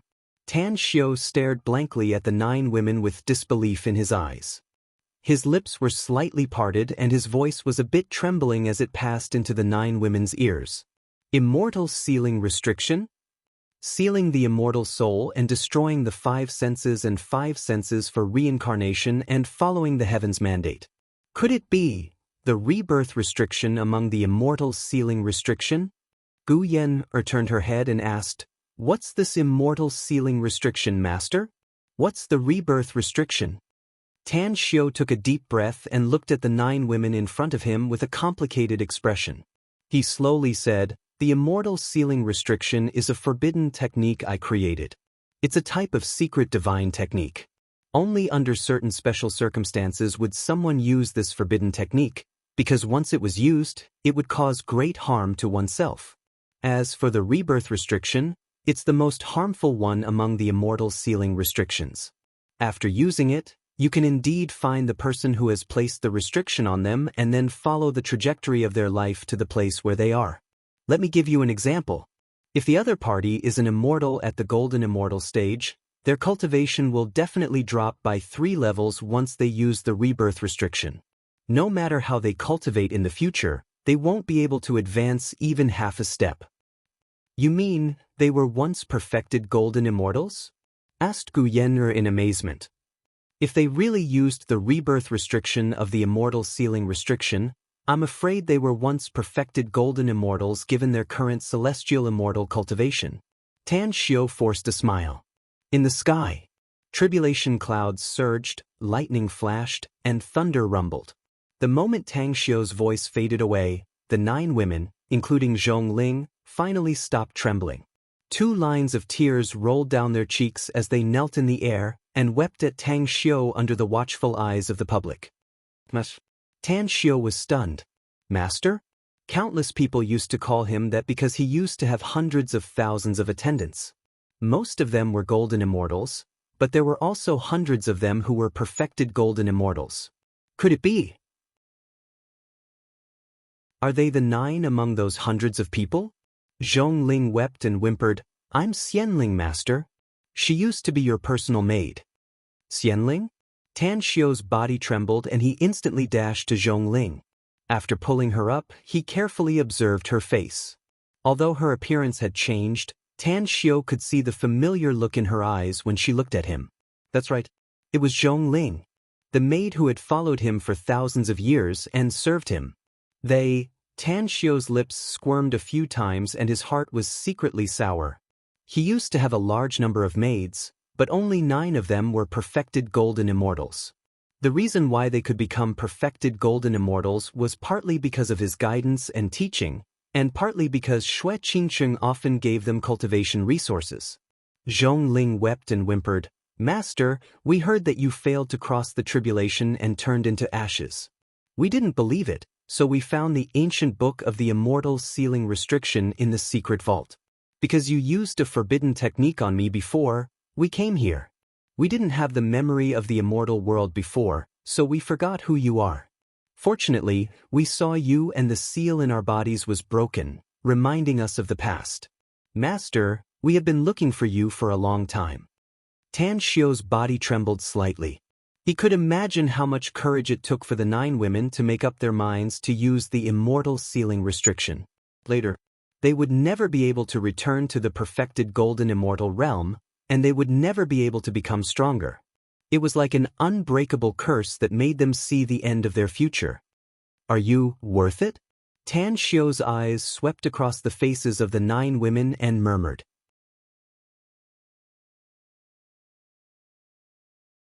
Chapter 12:55. Zhongling stopped crying and resolutely said, "You saved our lives back then. We were able to become perfected golden immortals because of your cultivation. We were able to live peacefully for thousands of years because of your protection. Since your disappearance, the divine residence has been destroyed, and more than half of the millions of attendants have been slaughtered. All those who were loyal to you have either been killed or sent to the Black Whale Star region to work as absentee laborers. They have been tortured day and night. The 9 of us suffered heavy injuries and hid in the world of the Lotus, struggling at death's door. It was not until the dust settled and the immortal abode was reduced to ruins that we used the immortal sealing restriction to enter the 6 paths of reincarnation. We attacked the 6 paths of reincarnation and reversed the mirror of time to search for the trace of connection with you and reincarnated into this world. Fortunately, Grandma came to our rescue and hid us in the formation, allowing us to escape the pursuit of the 6 paths of reincarnation. Tan Xiao gently patted Zhongling's shoulder and asked, "Who is this grandma you mentioned?" Zhongling said, "She is," swoosh, a lightning-fast figure streaked across the sky and appeared in front of everyone in the blink of an eye. After seeing the scene in front of her, the old lady's complexion greatly changed, especially when her eyes fell on Tang Xiao. She couldn't help but shiver a few times. Tribulation stage? Her voice was filled with disbelief. Grandma. Zhongling and the others bowed slightly. Even though their true age was more than 10 times that of the old lady, they still revealed grateful expressions and spoke in unison. Tan Xiao's eyes also fell on the old lady in sackcloth. He slightly nodded and said, "I'm Tan Xiao. Greetings, fellow Taoist. I once had a feeling that there was a monstrous expert in our Huaxia kingdom. I am truly fortunate to be able to meet him today. Thank you for saving my 9 subordinates." The old woman took a deep breath and stabilized her surging emotions. She nodded and said, "Being able to meet them is our fate. Saving them was also a coincidence, so you don't need to thank me, Taoist friend. It's just that I didn't expect you to be so different from how you were 3 years ago. I didn't expect to see so many martial cultivators here." Tan Xiao smiled faintly and said, "Fellow Taoist, as the saying goes, a scholar who has been away for 3 days must be looked at in a new light. Now that 3 years had passed, who wouldn't have made some progress? As for people like us, we will not belong here in the future. Fellow Taoist, if I'm not mistaken, you should have grasped the way to go to the immortal world, right? I wonder if you can take me with you?" "To tell you the truth, we are indeed going to the immortal world," said Tan Xiao. "However, I can't take you with me to the immortal realm because there's a high chance that we'll die. According to Senior's cultivation, it shouldn't take long for you to ascend to the immortal realm." A look of disappointment flashed in the old lady's eyes, but she still nodded and said, "If that's the case, then I won't force you." Tan Xiao smiled and said, "Fellow Taoist protected my 9 subordinates, so I, Tan Xiao, owe you a favor. If fellow Taoist has any other needs, you can tell me now." The old lady thought for a while and said, "Then help me get rid of those 2 annoying fellows. If I'm not wrong, they should be here soon." "All right." Tan Xiao readily agreed. A minute later, 2 old men came from 2 different directions. Before they arrived, their wild laughter could be heard. "There's a heaven and earth anomaly. Someone is crossing the tribulation. Let's join in the fun on the day of the immortal tribulation and go to the immortal world with them." That old thing from Huaxia. I didn't expect her to be 1 step faster than us. If she's willing to take us to the immortal world, it'll be great if we can absorb some of her immortal qi. If she doesn't want to, then we'll destroy her crossing period and let her be killed by the immortal tribulation. As soon as his voice faded away, the 2 old men had already appeared in the sky above the island. The smiles on their faces suddenly froze when they saw the scene in front of them. They could feel the overwhelming killing intent directly locking their bodies, as if they would suffer tens of thousands of terrifying attacks if they made any move. Experts. All of them were experts. There were more than 200,000 of them. The 2 old men exchanged glances and nearly cried. Despite their monstrous strength, they were still shocked by the scene and felt their hearts palpitating with fear and trepidation. Tan Xiao turned to look at Gu Yan, and smilingly said, "Ji Qin did a lot of things when she left early. Since we're leaving, you should also kill these two little guys along the way. Little guys? The address made the two old men stare with wide eyes. Suddenly, Zhongling stepped forward a few steps and saluted. Let us do it, master. We've just regained our memories, so let's move our muscles and do something for you, master. Tan Xiao and Gu Yen exchanged glances. He then nodded and smilingly said, Since you want to move your muscles and bones, then do it. Yen, give them swords. Gu Yen faintly smiled and threw out 9 immortal swords. She then said, 9 big sisters, Yen has been taken care of by you since she was a child. I'm very happy to meet you again now. These 9 immortal swords are defective. Yen will definitely give each of you a top-grade immortal sword when we arrive in the immortal world. But for now, you can use these defective swords. Thank you, little Yen. The 9 women faintly smiled. After receiving the immortal swords, they quickly forced out their blood essence and refined the 9 immortal swords. Then, they instantly unleashed the immortal swords to form a sword array. They used to be maids, but they had also experienced fighting and killing. This sword array was taught to them by Tang Xiu when he had nothing to do in his spare time. After thousands of years of practice, coupled with the cooperation of the 9 of them, they could still easily kill profound immortals even if their strength had plummeted. We don't have any malicious intent. The 2 old men's expressions changed drastically. One of them hurriedly waved his hand and shouted. The 9 women seemed to have not heard it and formed a terrifying killing move that instantly enveloped the 2 old men. In almost an instant, the 2 of them died and their souls scattered. Please leave, fellow Taoist. Tan Xiu looked at the old woman and said. The old woman sighed inwardly when she saw that the 2 enemies she had fought with for hundreds of years had all been killed. Her eyes swept over Zhongling and the other 9 women before she finally nodded slightly and flew toward Huaxia. She didn't expect it. The 9 children she took care of turned out to be immortals with their memories sealed. Moreover, they were also Tan Xiu's maids. She didn't expect that their strength had reached such a level. She could let go. The old woman wore a gratified expression and disappeared from the sky above the South China Sea in just a few breaths. In the sky, the tribulation clouds churned, and the lightning seemed to break free from the shackles of the dark clouds at any time and struck down on everyone below. As Gu Yin unlocked the restriction in her body, her aura continued to rise. Her divine will instantly enveloped the entire earth. She easily found the remaining zodiac jade carvings and took them all in an instant. At the same time, in tens of thousands of places on Earth, some villains who had done despicable things were also instantly wiped out by her divine will. It was also at this moment that the entire human race was at its most peaceful. Master! Gu Yin handed the zodiac jade carvings to Tan Xiu. Tan Xiu smiled slightly. With a long roar, he took out all the other zodiac jade carvings that he had kept in the space ring. A total of 12 zodiac jade carvings instantly flew in all directions. A dazzling red light burst out from each zodiac jade carving, and a powerful aura descended from the sky. Who destroyed my heavenly law cage? An angry roar came from the distant sky. In the blink of an eye, a palm that was tens of thousands of kilometers in size slammed down from the sky. Guyer's eyes turned cold. She fiercely slashed out an immortal sword and slashed it directly at the big palm. A hole that was thousands of kilometers long appeared on the palm of the big golden palm.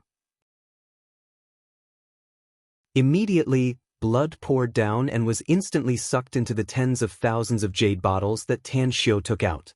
A golden immortal? Damn it. The mysterious powerhouse in the sky hurriedly withdrew his hand. As he cursed in exasperation, he finally disappeared without a trace. At this moment, in the sky, a hole that was tens of kilometers wide and thousands of kilometers long gushed out endless immortal qi. Tan Xiu and Gu Yin looked at each other. Then, Gu Yin waved her arm and a shuttle-shaped immortal artifact appeared out of thin air. More than 200,000 powerhouses of the Great Tang Empire were all sucked into the shuttle-shaped immortal artifact. Let's go, master, Gu Yin said softly. Tan Xiu smiled faintly and gestured for her to go in first. Then he looked to the north. With his eyesight he could clearly see dozens of powerhouses from China's Special Abilities Bureau. All of them were holding binoculars and observing this place. At the same time, he also saw Miao Wentong and Xiao Mingjin holding binoculars with complicated expressions. Brother Miao, Brother Xiao, take care. If you have any problems, go find that Taoist in linen clothes. She is the true guardian of China. You will still be able to see her in 100 years. Senior Duanmu, I hope I can see you in the immortal world. At that time, the flag of my great Tang Empire will be planted all over the immortal world. After saying that, Tan Xiu looked at the moved people. Then he looked up at the shuttle-shaped immortal artifact and laughed.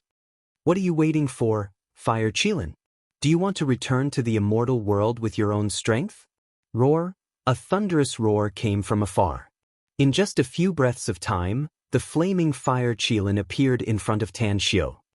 Put away the flames. Let's go. After saying that, Tan Xiu's figure quickly entered the shuttle-shaped immortal artifact. The monstrous flames on the Fire Qilin's body also dissipated in an instant and quickly entered the shuttle-shaped immortal artifact. Buzz! A huge aura was transmitted from the shuttle-shaped immortal artifact. In almost the blink of an eye, it quickly rushed into the crack in the sky. A few minutes later, the crack in the sky slowly closed. The dark clouds dispersed, the lightning disappeared, and the deafening roar of thunder disappeared. The entire world returned to its original state.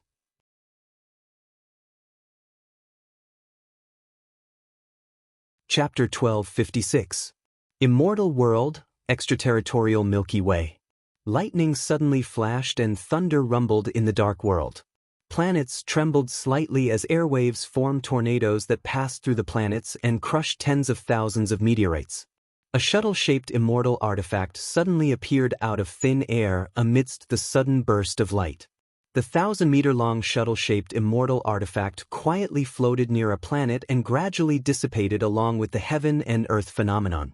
The hatch opened and two figures quickly appeared in the outside world. This is? Gu Yan slightly furrowed her brows with a puzzled look in her eyes.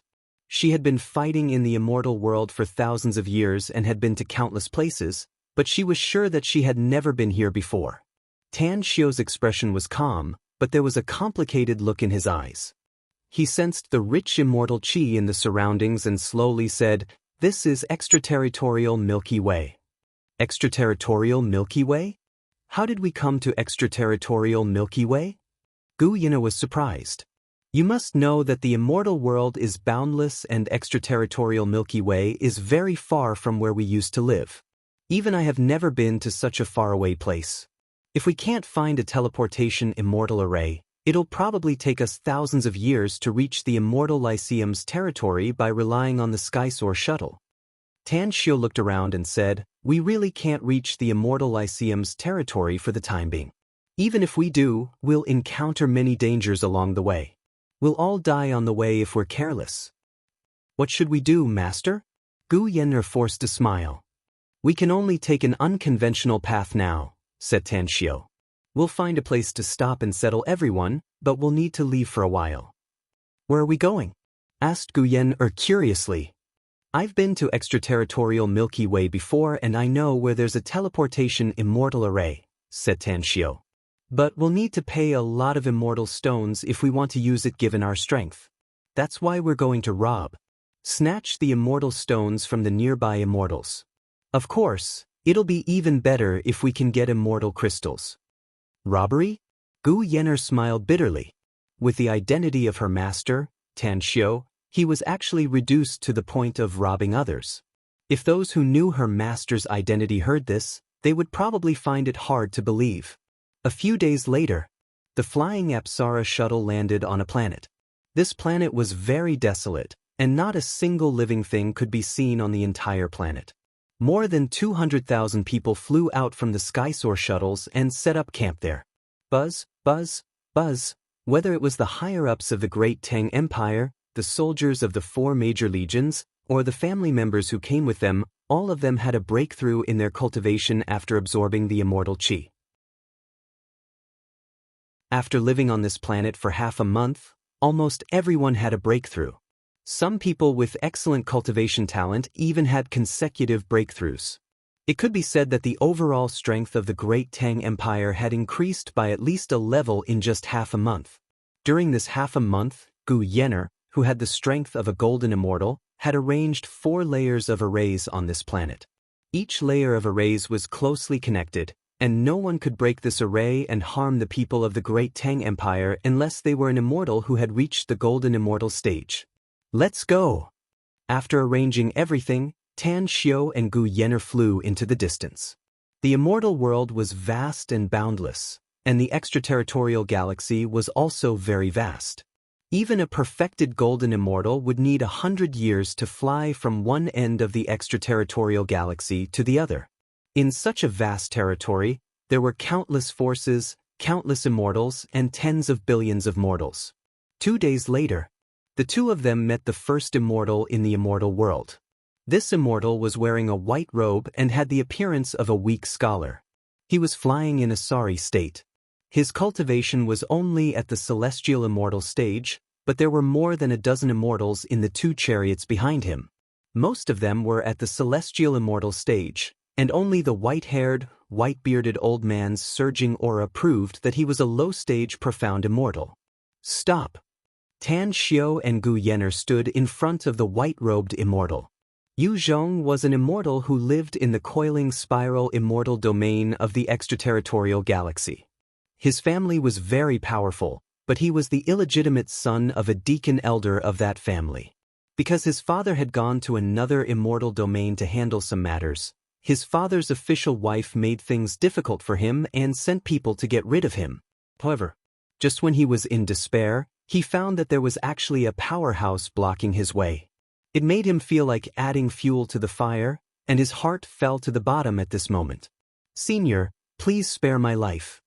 Sensing Gu Yenner's powerful aura, Yu Zhong immediately knelt in the void and begged for mercy.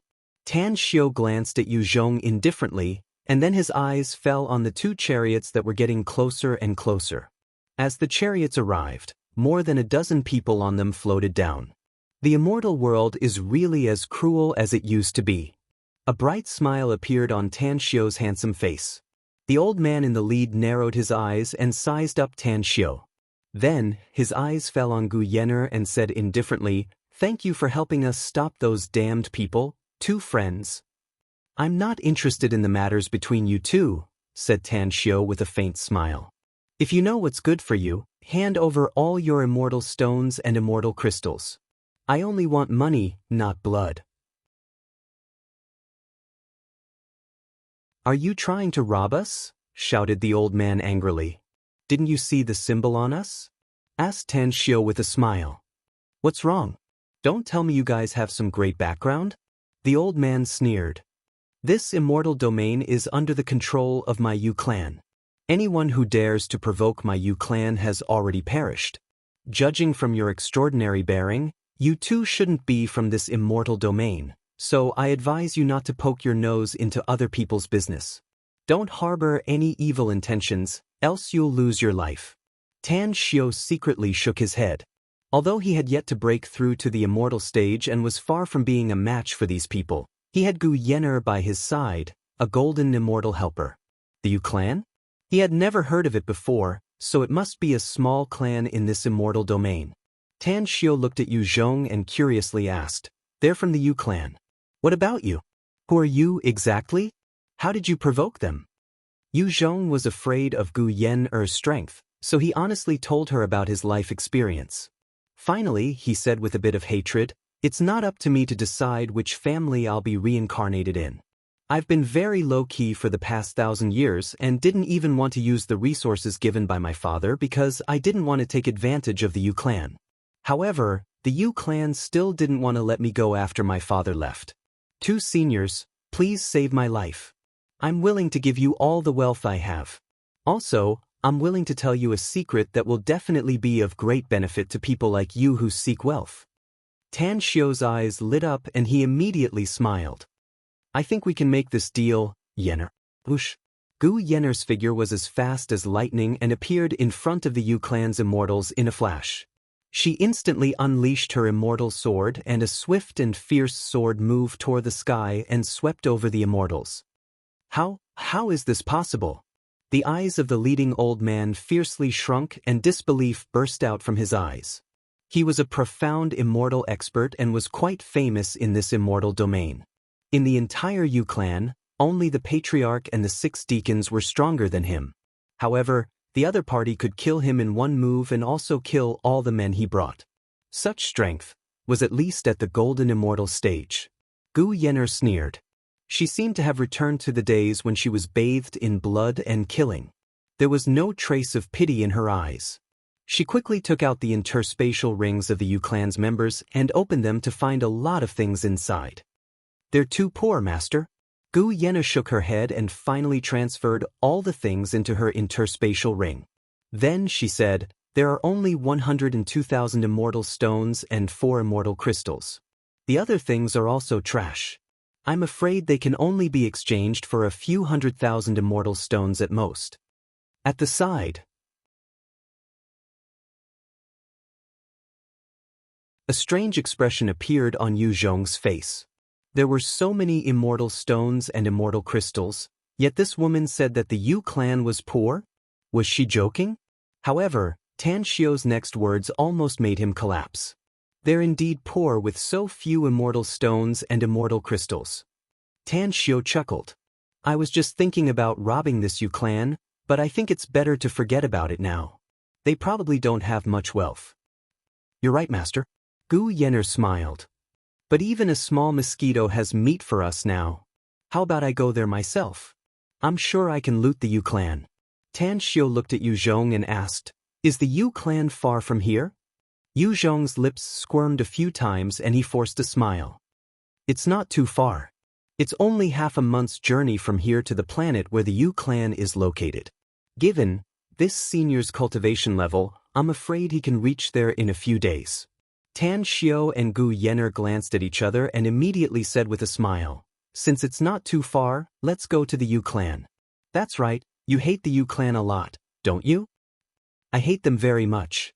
Yu Zhong nodded heavily. "I hate them so much that everyone in the Yu clan except for my father must die."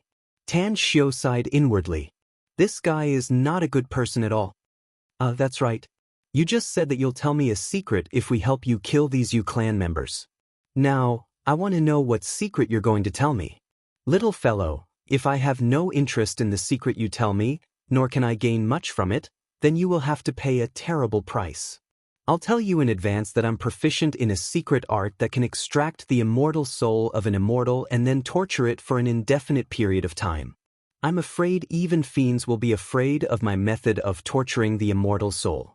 Tan Xiu took out a cigarette, lit it up and said with a smile while smoking.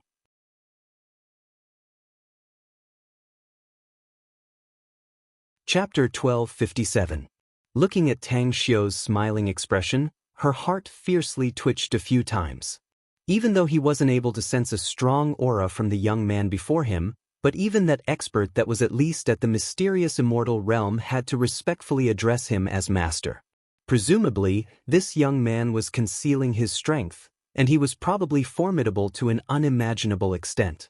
Moreover, this was not a good person. Yu Zhong was regretting his decision to lie to them. As long as he could get away, he could go there to try his luck when he was strong enough. But now, it seemed that he would end up badly if he lied to them. "Senior, the secret I told you before is actually a blessed grotto heaven I found. It's a place full of dangers. Weaker immortals will definitely die there.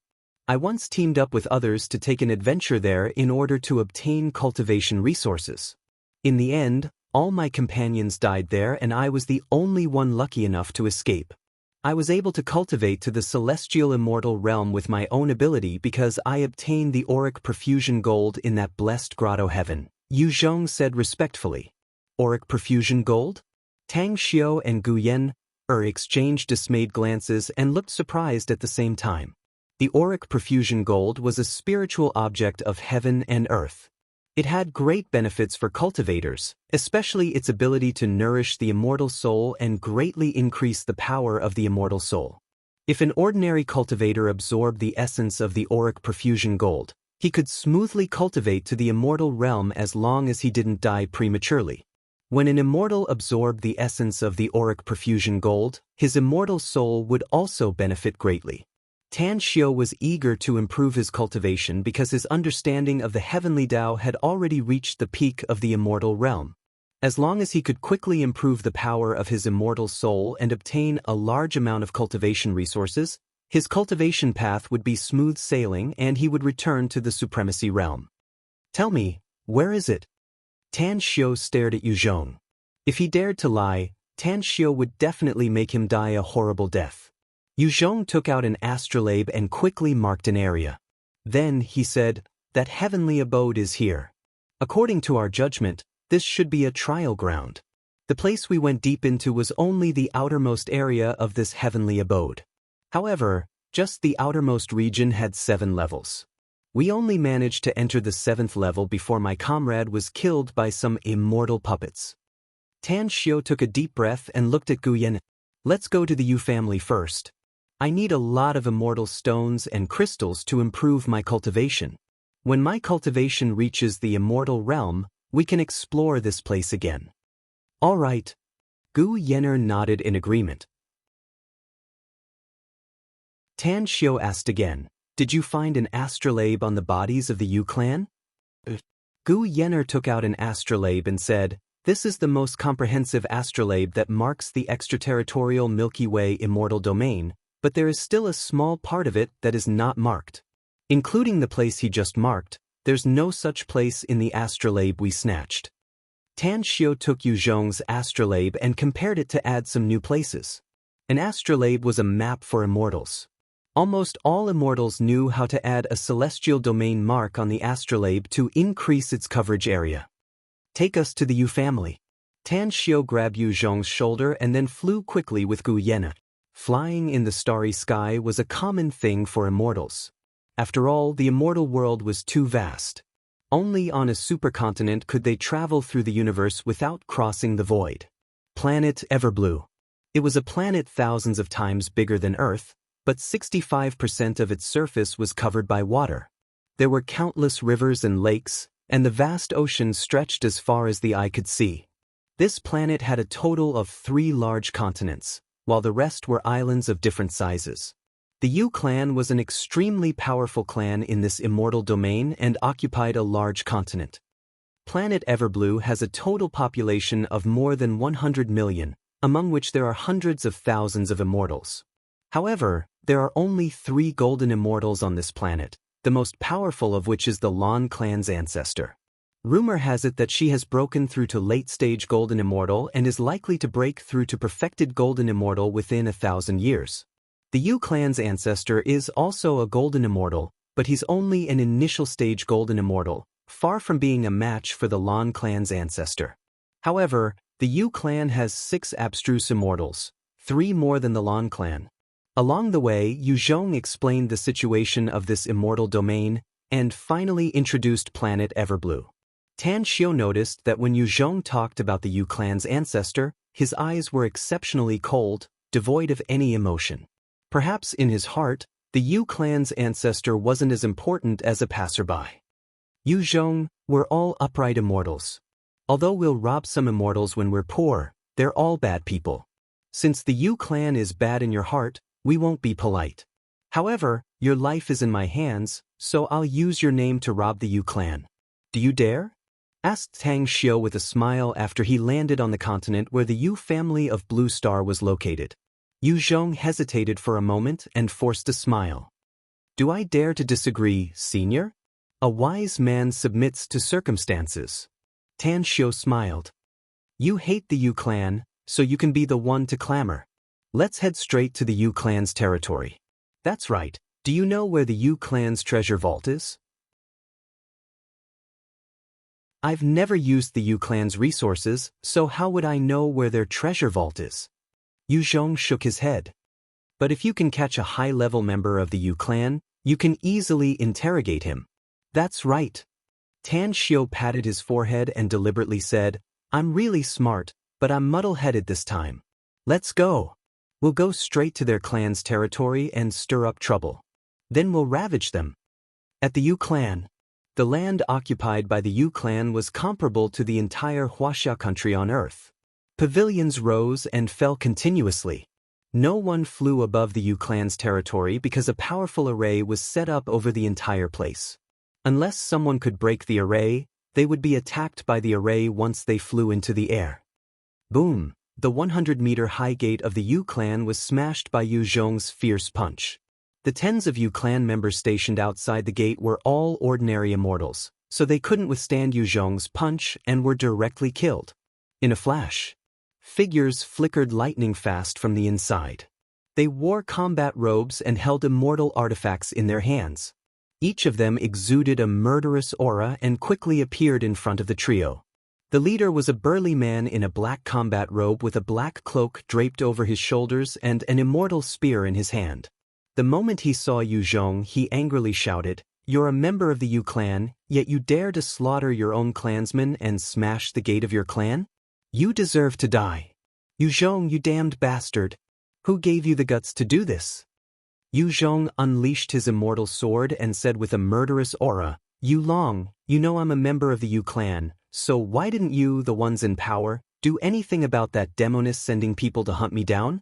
If I hadn't met my two benefactors, I would have been killed by Yu Qi." A sympathetic look flashed in the eyes of the burly man called Yu Long, but he still coldly said, "That's your clan's business. It has nothing to do with us. But you brought people to destroy the gate and slaughter the clan's guards. That's a capital crime. Surrender and you can live a bit longer. Else, you'll have your souls scattered and you'll never be able to reincarnate. You're not qualified to make me surrender." Yu Zhong sneered. "Seniors, both of you are people who have done great favors for me. I've decided to give the Yu clan to you. If they dare to disrespect you again, then kill them." Tan Xiu faintly smiled and looked at the burly man called Yu Long, feeling a bit helpless inside. He said that he was going to rob with Gu Yen, but in fact, he couldn't do anything at all. With his current strength, he could only defeat ordinary immortals at most. Any Earth immortal could easily kill him. Cherish your time, do it now. The smile on Gu Yen's face slowly receded. The moment she unleashed the immortal sword inside her body, layers of sword images spread out for tens of kilometers. In nearly the blink of an eye, the outermost buildings of the Yu clan were all destroyed by the sword images. Tens of thousands of Yu clan members were seriously injured and lost the ability to resist. She didn't kill anyone. She knew Tan Xiu's character and that he wouldn't let her kill people casually, so she showed mercy and only crippled those people. Bastard! Yu Long retreated for tens of kilometers and looked at Gu Yen's terrifying figure. He immediately turned his head and shouted, "Deacons, some people have come to our Yu clan to cause trouble. Sirs, please make your move and slaughter these damned enemies." Bush, bush, bush. 3 figures flickered lightning fast and instantly appeared in front of Yu Long. The burly man in the middle unleashed a sword strike and shouted, "Who the hell are you? How dare you provoke the immortal might of my Yu clan? Are you tired of living?" Gu Yen snorted coldly and instantly unleashed 80% of her power. As she unleashed her immortal arts and divine abilities, a large number of Yu clan members were sent flying and all of them were knocked unconscious.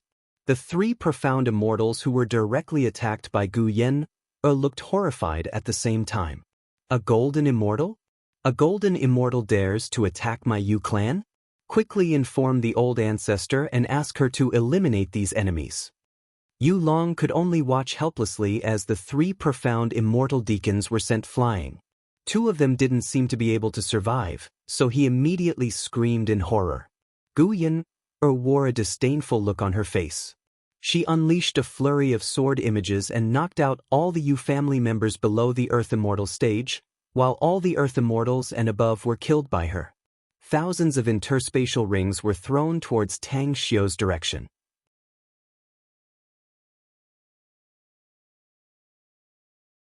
Chapter 1258. Tan Xiu hovered in the air and looked at the interspatial rings that kept flying toward him. A bright smile appeared on his handsome face. As he used the secret technique, space ring after space ring was wiped clean of other people's traces, before he swiftly stored them into his own space ring. Yu Zhong, who stood next to Tan Xiu, had a complicated expression on his face. The members of the Yu clan, whom he had once hated, were now lying on the ground like lambs waiting to be slaughtered. Those who had bullied him countless times in the past were also killed. His heart felt like it had been overturned. The sour, sweet, bitter, spicy, and salty feelings surged in his heart. After a long while, 2 lines of tears rolled down his cheeks and the blue veins on his forehead bulged. He looked up at the sky and screamed, "Mother, do you see this? These damn Yu clan members have received their retribution. Rest in peace, your soul in heaven." All of a sudden, a huge aura came from the depths of the Yu clan's land and an old voice shook the world. "Who dares to make trouble in my Yu clan? Do you really think there's no one left in the Yu clan?" Gu Yen withdrew her immortal sword and looked at the newcomer. A contemptuous look flashed in her eyes and she coldly said, "The Yu clan does have a lot of people, but they're nothing but ants. Little guy, it's not easy to cultivate to the golden immortal stage. Open your clan's treasure vault and hand over all your wealth if you don't want to die." Robbery? Yu Haoran arrived in front of Gu Yen, as if he couldn't believe his ears. He could sense Gu Yen's power, but never in his wildest dreams did he imagine that a golden immortal expert would rob his Yu clan without a care for her face. What kind of treasure did his Yu clan have that made her so shameless? "Who are you, mister? I'm afraid your real intention is not as simple as robbery, right?" asked Yu Haoran in a deep voice. "I'm a dignified golden immortal, so why would I want your clan's wealth? How could it be robbery?"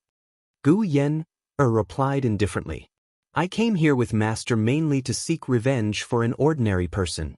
However, it's a waste to leave the resources in your clan. Master and I are doing a good deed, so I'll help you keep it." "Master?" Yu Haoran was shocked in his heart.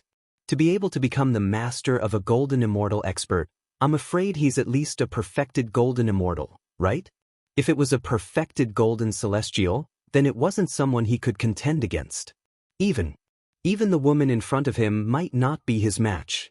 When Yu Haoran understood this, he glanced at Tan Xiu and Yu Zhong. To his surprise, he found that Tan Xiu had not even reached the immortal realm. He was just a cultivator at the crossing tribulation stage. However, when he thought about what Gu Yenner had said just now, he immediately felt that this fellow in front of him was absolutely a golden immortal of the great all-embracing heaven who was pretending to be weak. "Senior, if you need wealth, my Yu clan is willing to hand over all our wealth. However, I don't know which member of my Yu family had a grudge against your friend. If we can mediate, I'm willing to hand over the culprit and let you deal with him." Gu Yenner slightly furrowed her brows and muttered, "I thought I could go on a killing spree, but it seems impossible now. Master is the most soft-hearted one. I really don't understand why a dignified supreme in the immortal world would pity these ants." With that said, Gu Yenner flew toward Tan Xiu. Yu Haoran was shaken inwardly and a chill instantly spread all over his body.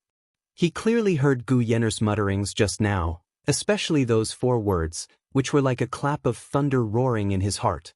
Supreme in the immortal world. Could it be that this mysterious man is a supreme in the immortal world? There are probably less than 100 people in the entire immortal world who can reach the supremacy stage, right? Who is he? Which terrifying existence is he? Yu Zhong flew out from behind. He could clearly sense Yu Haoran's fear, so he felt that he should use his connections to bully others. Hence, he came to a place about a kilometer away from the Yu family's ancestor and indifferently said, "Yu Zun's wife, Lan Shi, and her 13 relatives are all damned." Yu Haoran slightly furrowed his brows. He knew that Yu Zun was one of the 6 deacons of the family and a profound immortal stage expert. However, when he thought about the terrifying cultivation of the 2 people in front of him, Yu Haoran coldly gave an order: "Capture Yu Zun's wife, Lan Shi, and the 13 branches that are close to her. Investigate and execute everyone who has enmity with this friend." The order was issued. Heads immediately rolled down from the Yu family.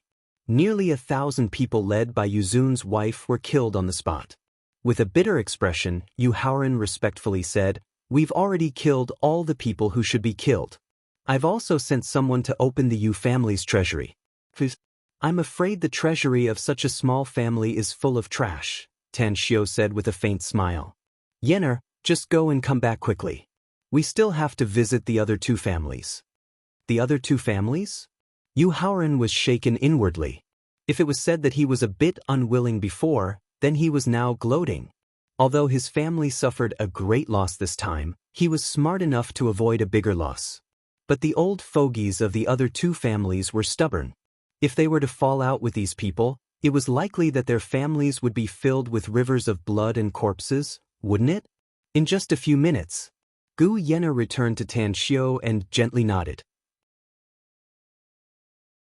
The three of them no longer paid attention to Yu Haoran and flew straight to the distance. Yu Haoran stood in the air and looked at the direction where the three of them disappeared. He took a deep breath and said in a deep voice, "Notify the family's disciples to not walk around in the near future. If anyone dares to provoke them, I'll personally take his life without them having to kill him." A burly man appeared next to Yu Haoran. His eyes were full of anger as he said, "Sixth uncle, why did you compromise? You should be able to make them stay given your strength, right?" Yu Haoran turned his head and a cold light flashed in his eyes as he indifferently said, "Stay? Do you really think I can make them stay? She's at least a late-stage golden immortal expert and a master she mentioned. Do you really think I can do it?" "That woman is a late-stage golden immortal expert?" asked the burly man in horror. "Otherwise, do you think I would compromise?" Yu Haoran sneered. "Do you think the lives of my Yu family's descendants are so worthless? If it's only that woman, I can activate our Yu family's protective array to deal with her. But what about her unfathomable master? What do you think his cultivation level is? Is he a perfected golden immortal?" asked the burly man hesitantly. "He's a supreme." Yu Haoran shook his head. "He's a supreme who can destroy our entire family in the immortal world with just one strike. Fortunately, he didn't bother to fight us, else we would all be dead now, including me." Gasp. The burly man couldn't help but gasp after hearing it. Blue Star. Another piece of land belonged to the Lan family. As the three of them arrived, Gu Yenner knocked Yu Zhong out and casually threw him into a corner. Then, she and Gu Yenner sneaked into the Lan family's territory. Their arrival didn't alarm anyone in the Lan family. Tan Xiao personally broke the array formations in the Lan family's territory, while Gu Yenner was responsible for looting the Lan family's treasure vault. In 2 days, the two of them had looted 80% of the Lan family's wealth. Then, the two of them took the still unconscious Yu Zhong and appeared in another family. They used the same method to loot the other family's wealth and then directly left the Blue Star and flew toward the vast starry sky. Damn you family! You family, you are hateful. A few days after they left, the Lan family and another family roared furiously at the same time. A large number of experts from the two families even attacked the Yu family's territory in a short time. The reason was very simple. The Yu family had stolen nearly all of their family's wealth. All of it. For Tan Xiao and Gu Yenner, it didn't matter anymore. The two of them took Yu Zhong and found a desolate planet, where they lived in seclusion. For 3 months, Tan Xiao was in seclusion. He didn't absorb the energy contained in the immortal crystals.